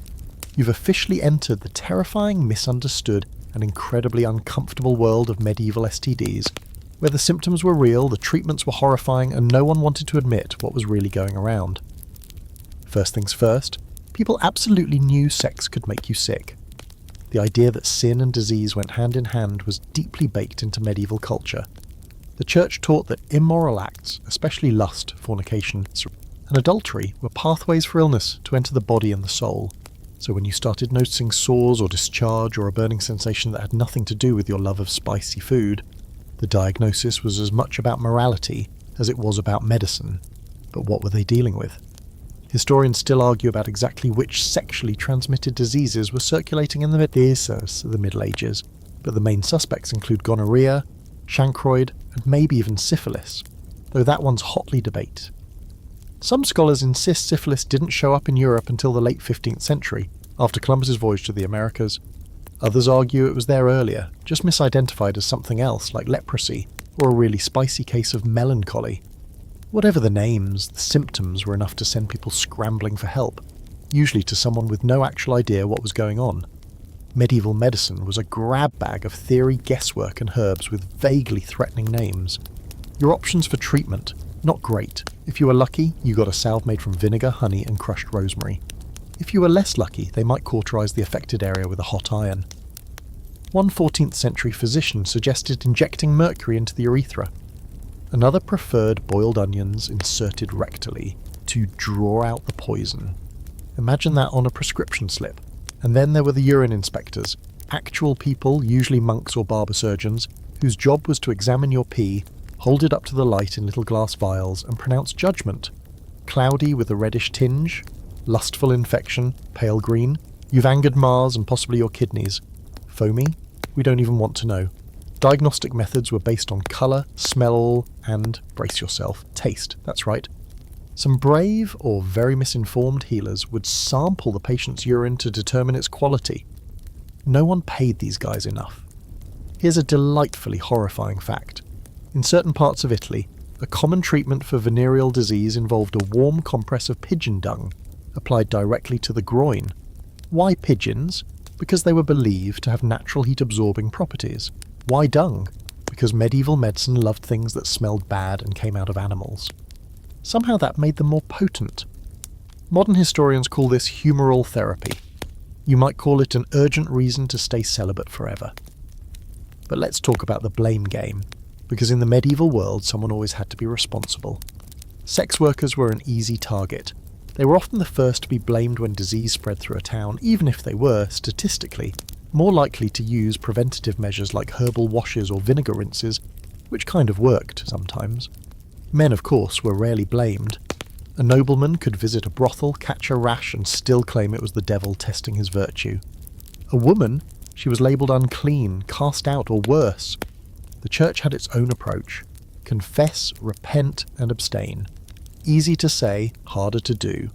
Penitents with visible infections were sometimes forced to wear special clothing or badges marking them as unclean. One 13th century Parisian bishop issued a rule that anyone caught spreading impure illnesses through sin had to walk barefoot to church each Sunday and sit in a specially marked pew, separate from the congregation. It was the medieval version of a scarlet letter, but way itchier. And yet, despite the moral panic, medieval doctors were trying. In universities like Montpellier and Salerno, scholars studied ancient texts, dissected cadavers, and wrote long treatises on the connection between sex and disease. They understood that transmission happened through contact, and they advised men to clean themselves thoroughly after visiting a woman, although their idea of cleaning often involved urinating immediately after, or rinsing with wine. A few bold physicians even advised not having sex at all, but that went over about as well then as it does now. There's a particularly haunting case from 14th century London, where city officials ordered a leper brothel shut down after discovering that several of the women working there were visibly infected with sores described as oozing and sulphurous. The same record notes that at least 2 clergymen were known to frequent the establishment. No one asked them to wear a badge or walk barefoot, naturally. And here's your fringe fact for tonight. In some German towns, it was believed that writing a charm on your inner thigh could prevent venereal disease. The charm was usually a Latin phrase, often misspelled, and had to be written in chicken blood while reciting a prayer to St. Roch, the patron saint of plague victims. Imagine explaining that tattoo at the tavern. There's still scholarly debate about whether the explosion of venereal diseases in the late 15th and 16th centuries, especially the truly horrifying strains of syphilis, was the result of a new pathogen, or just better documentation of existing ones. Either way, by the early modern period, the link between sex and disease was no longer just spiritual. It was very, very physical. People could see it, smell it, die from it. And yet, human nature being what it is, they kept risking it. Because here's the thing, sex in the Middle Ages was always an association between pleasure and punishment, desire and damnation, risk and reward. And nowhere was that tension clearer than in the bodies of those who suffered in silence, ashamed, confused, and afraid to even whisper what was happening. So now, picture yourself in a dark apothecary's shop, crouched over a bowl of steaming herbs, praying to every saint you can remember that this ointment actually works. Your skin burns, your stomach twists. You'd confess to 10 different sins if it meant you could go one night without scratching, and the worst part? You're not alone. You're just the only one willing to admit it. But sometimes the punishment wasn't internal. Sometimes the consequences of stepping outside the rules came from the outside, in the form of public trials, humiliations, and even executions. Next, we're stepping into the grim, bizarre, and sometimes theatrical world of punishments for bedroom crimes.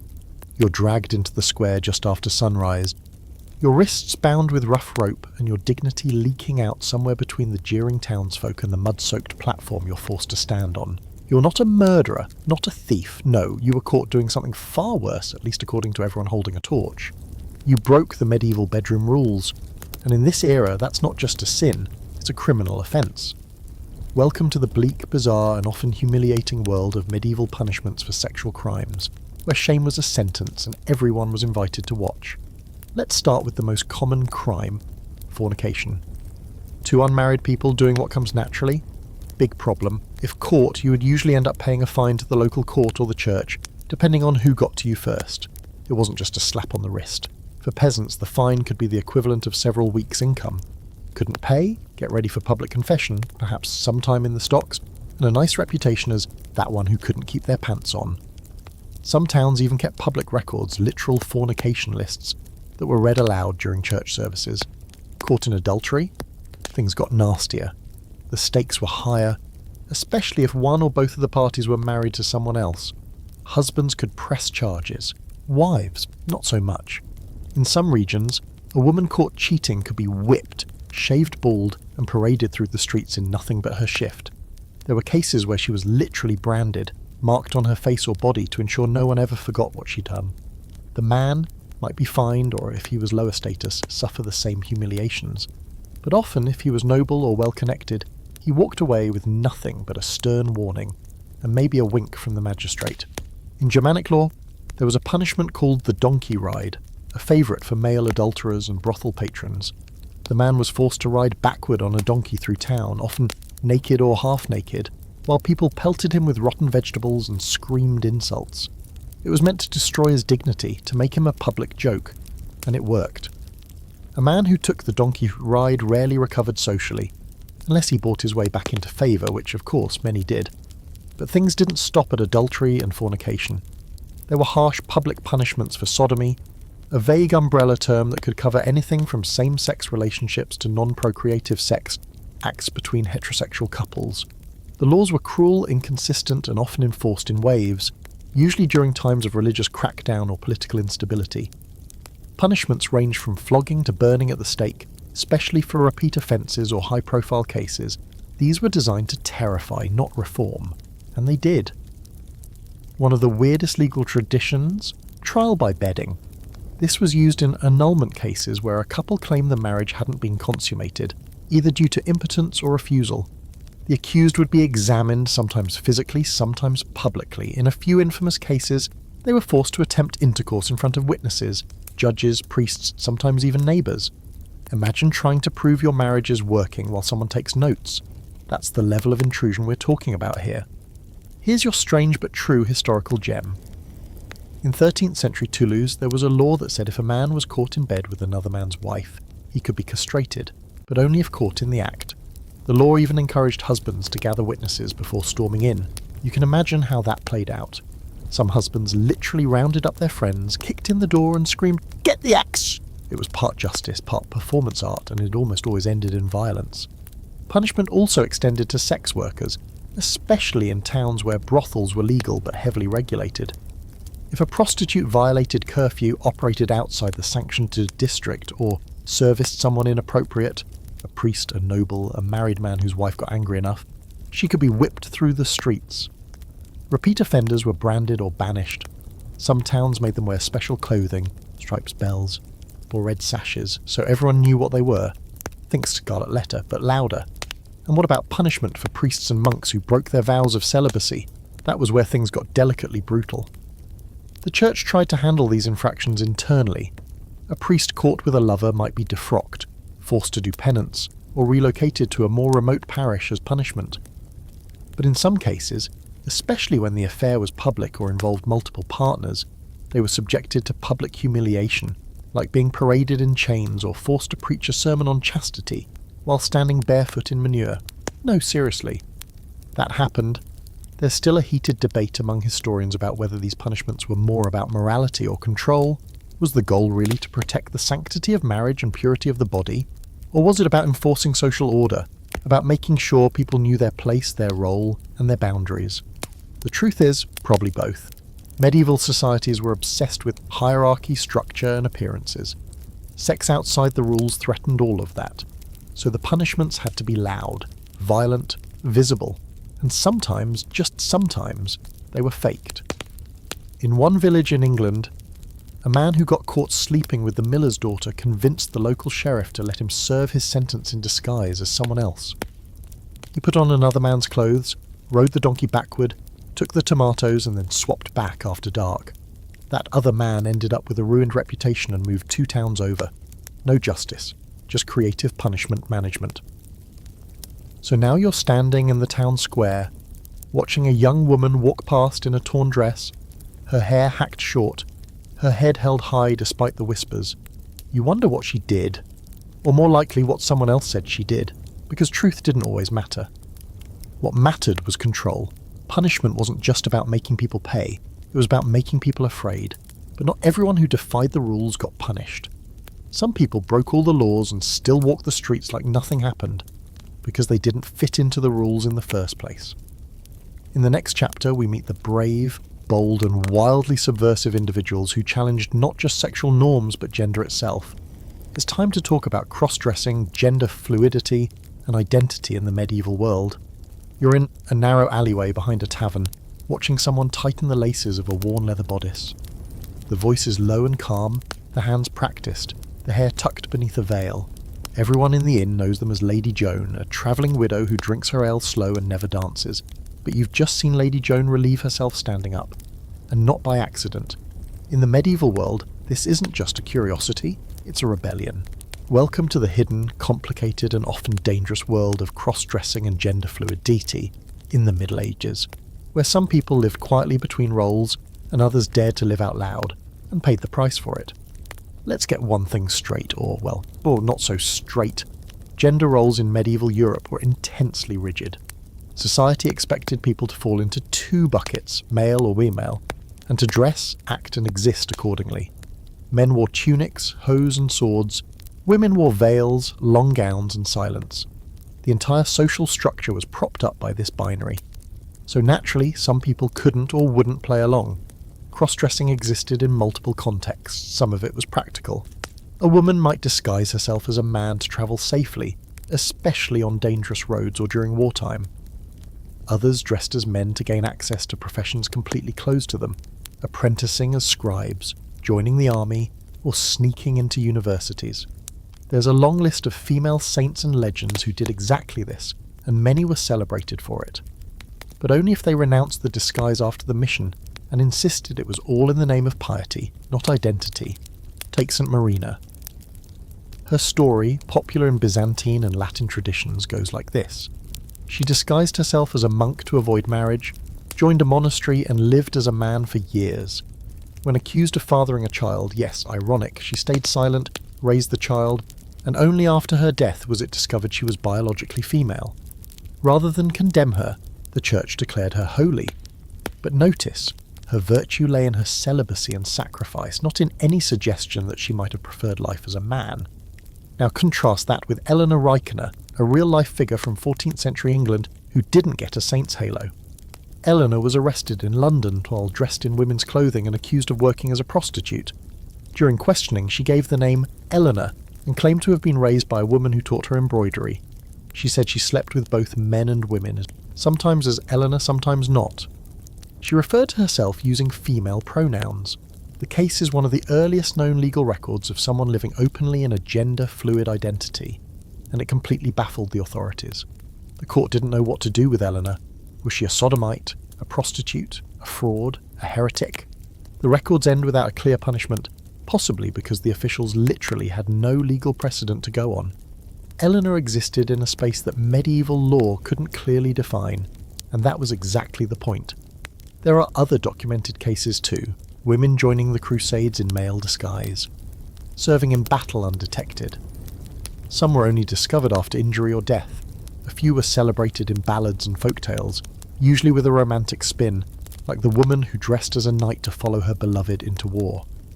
But these stories were often stripped of their gender nuance. The woman returns to womanhood at the end. The disguise is a plot device, not a lived truth. But let's be clear, not all cross-dressers were women passing as men. Men also dressed in women's clothing, sometimes as part of festivals, satire or performances. In carnivals and Feast of Fools celebrations, people flipped gender roles as part of the spectacle. Monks dressed as nuns, altar boys sang bawdy songs in drag, and townspeople laughed at the chaos. For a few days the rules bent, but everyone understood it was temporary.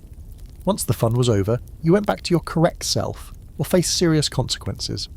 If a man was discovered cross-dressing outside of this sanctioned chaos, say in daily life, he risked being accused of sodomy, heresy or witchcraft. Punishments ranged from public humiliation, another donkey ride, to mutilation, imprisonment or execution.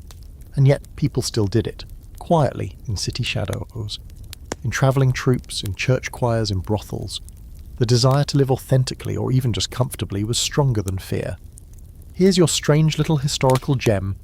In 15th century Venice, there was a law that specifically banned men dressing as women for the purposes of seduction, which strongly implies it was happening a lot.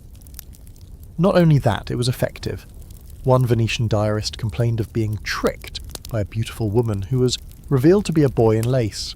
His response, "The devil wears a bodice now," sounds like someone got ghosted and outwitted.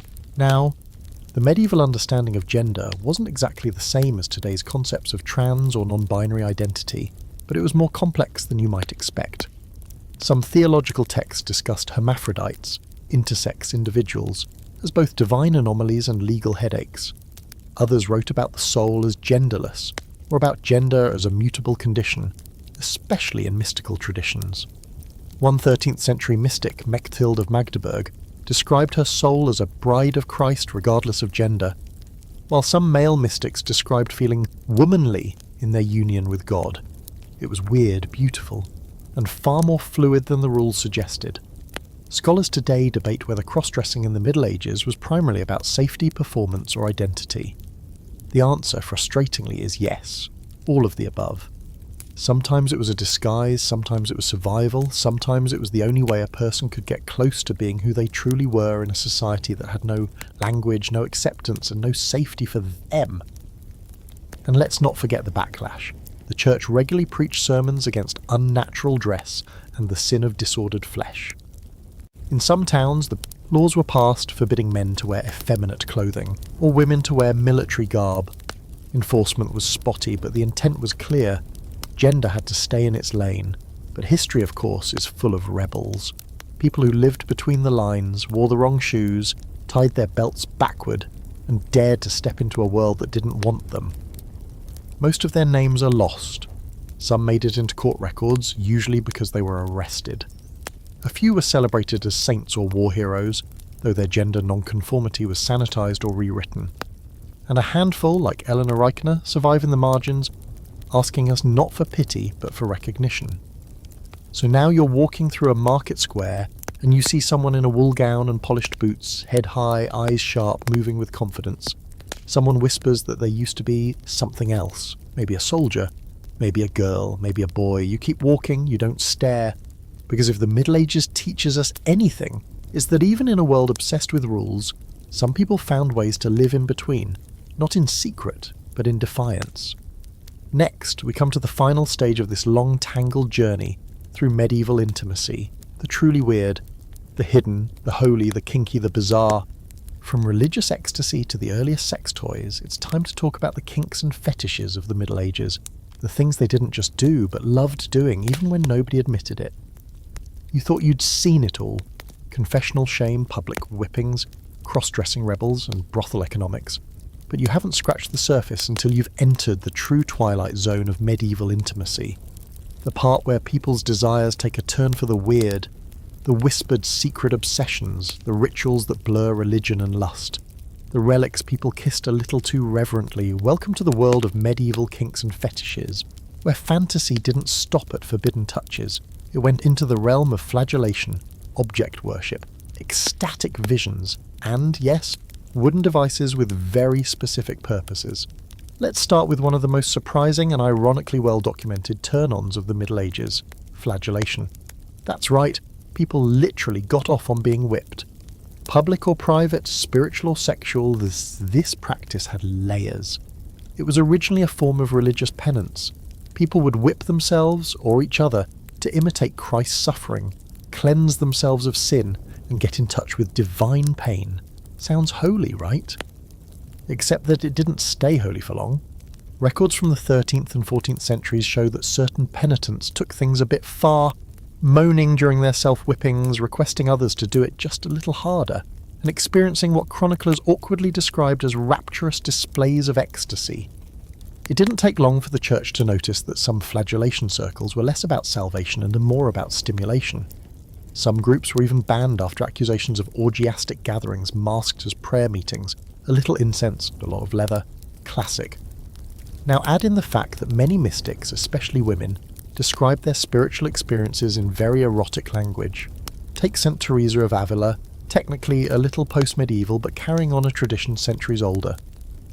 Her famous vision of an angel thrusting a fiery dart into her chest was so intense that it reads like divine romance crossed with a Harlequin novel. She said, "The pain was so sharp, it made me moan, and yet the sweetness of this pain was so extreme I could not wish to be rid of it." That's not just theological, it's theological thirst. But it wasn't just about pain. Some medieval people were deeply into object fetishes.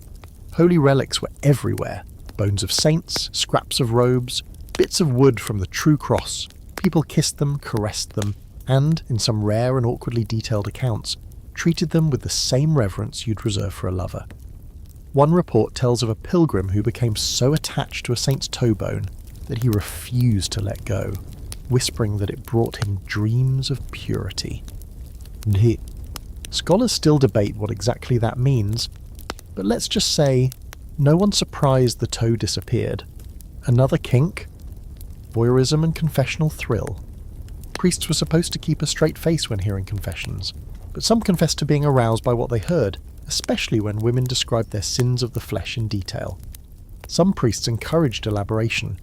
Some even asked leading questions. One French cleric was accused of inviting women to confess in private on his lap, claiming it would help ease their shame. He was defrocked, but not before confessing to visions of spiritual unity with dozens of penitent bodies. Translation: he was into it. Meanwhile, artists and writers weren't shy about pushing boundaries. Manuscripts often included doodles in the margins that ranged from mildly inappropriate to full-on NSFW. A 14th century English psalter famously includes an illustration of a nun harvesting phallus-shaped plants from a tree. Other books show animals engaging in human-like sexual acts, knights fighting snails, don't ask, and monkeys with disturbingly human expressions doing things that absolutely get you banned on medieval Facebook. And then, yes, there were sex toys. While people like to assume these are modern inventions, archaeologists have uncovered items that suggest otherwise. A carved wooden object found in a 14th century London latrine, about the length of a forearm and remarkably detailed, was initially labelled as a cultural artefact before one brave researcher said what everyone was thinking. Guys, this is definitely a dildo. Similar objects have been found across Europe, some with leather wrappings, others with delicate craftsmanship that suggests they were more than just tools, they were treasured possessions. Here's your fringe fact of the night. A 15th century German medical manual includes a page-long recipe for a device meant to restore male vigour, involving a waxed leather sheath filled with warm goat fat and strapped into place with ribbon. It's unclear if this was a treatment, a prosthetic, or the medieval version of roleplay, but either way, it took imagination. Of course, not all fetishes were sexual in the traditional sense. Some were tied to power, control, and class. Nobles occasionally forced servants to dress up as animals or saints and perform rituals that wore equal parts theatre, punishment, and dominance kink. There are records of morality plays turning into private performances, where the boundaries between discipline and desire got very blurry. And while the church tried to ban this sort of behaviour, the rich had their ways: private chambers, paid silence, and the protection of titles. There's a fascinating scholarly debate here. Were these kinks deviations, or just normal human desires filtered through the lens of a wildly repressive society? Some historians argue that medieval people, denied open sexual expression, channeled their instincts into mysticism, ritual, and obsession. Others suggest that people have always had weird desires. Medievals were just as kinky as anyone else, only their version involved more candles and fewer safe words. What's undeniable is that beneath the layers of piety, hierarchy, and ritual, the Middle Ages were strangely deeply human. They fantasized, they experimented, they bent rules in ways their culture didn't have words for, and they left behind just enough evidence, scattered across confession records, religious texts, and the margins of dusty books, to remind us that repression breeds creativity, and even the most devout sometimes really needed a safe word. So here you are, lying in a dark chamber, listening to the flickering fire and the distant hum of monks chanting Vespers. Maybe you're holding a carved wooden object hidden in a locked chest. Maybe you're thinking about a confession that was a little too honest. Or maybe you're just wondering how many other people, through centuries of incense and superstition, were secretly, silently into something weird too. And that brings us to the end of this long, winding journey through medieval sexuality, a place where rules were harsh, but desire was always stronger. Before you drift off, let's slow everything down with a short, gentle wind down. You've survived it. 30 sections, 1,000 years, and enough strange facts to make your next dinner party incredibly uncomfortable. We've wandered through monasteries and brothels, whispered in candlelit confessionals, tiptoed into courtrooms, bedrooms, and back alleys. We've seen the laws, the loopholes, the hypocrisy, and the hilarity. But through it all, one truth kept resurfacing. No matter how tightly the rules were drawn, people always found ways to break them. Because in the end, medieval sexuality wasn't about what the church wanted or what the king decreed. It was about human beings, longing, fumbling, improvising, people who dressed up, dressed down, broke oaths, and made weird things out of goat fat. People who loved quietly or loudly, illegally or illicitly, beautifully or messily.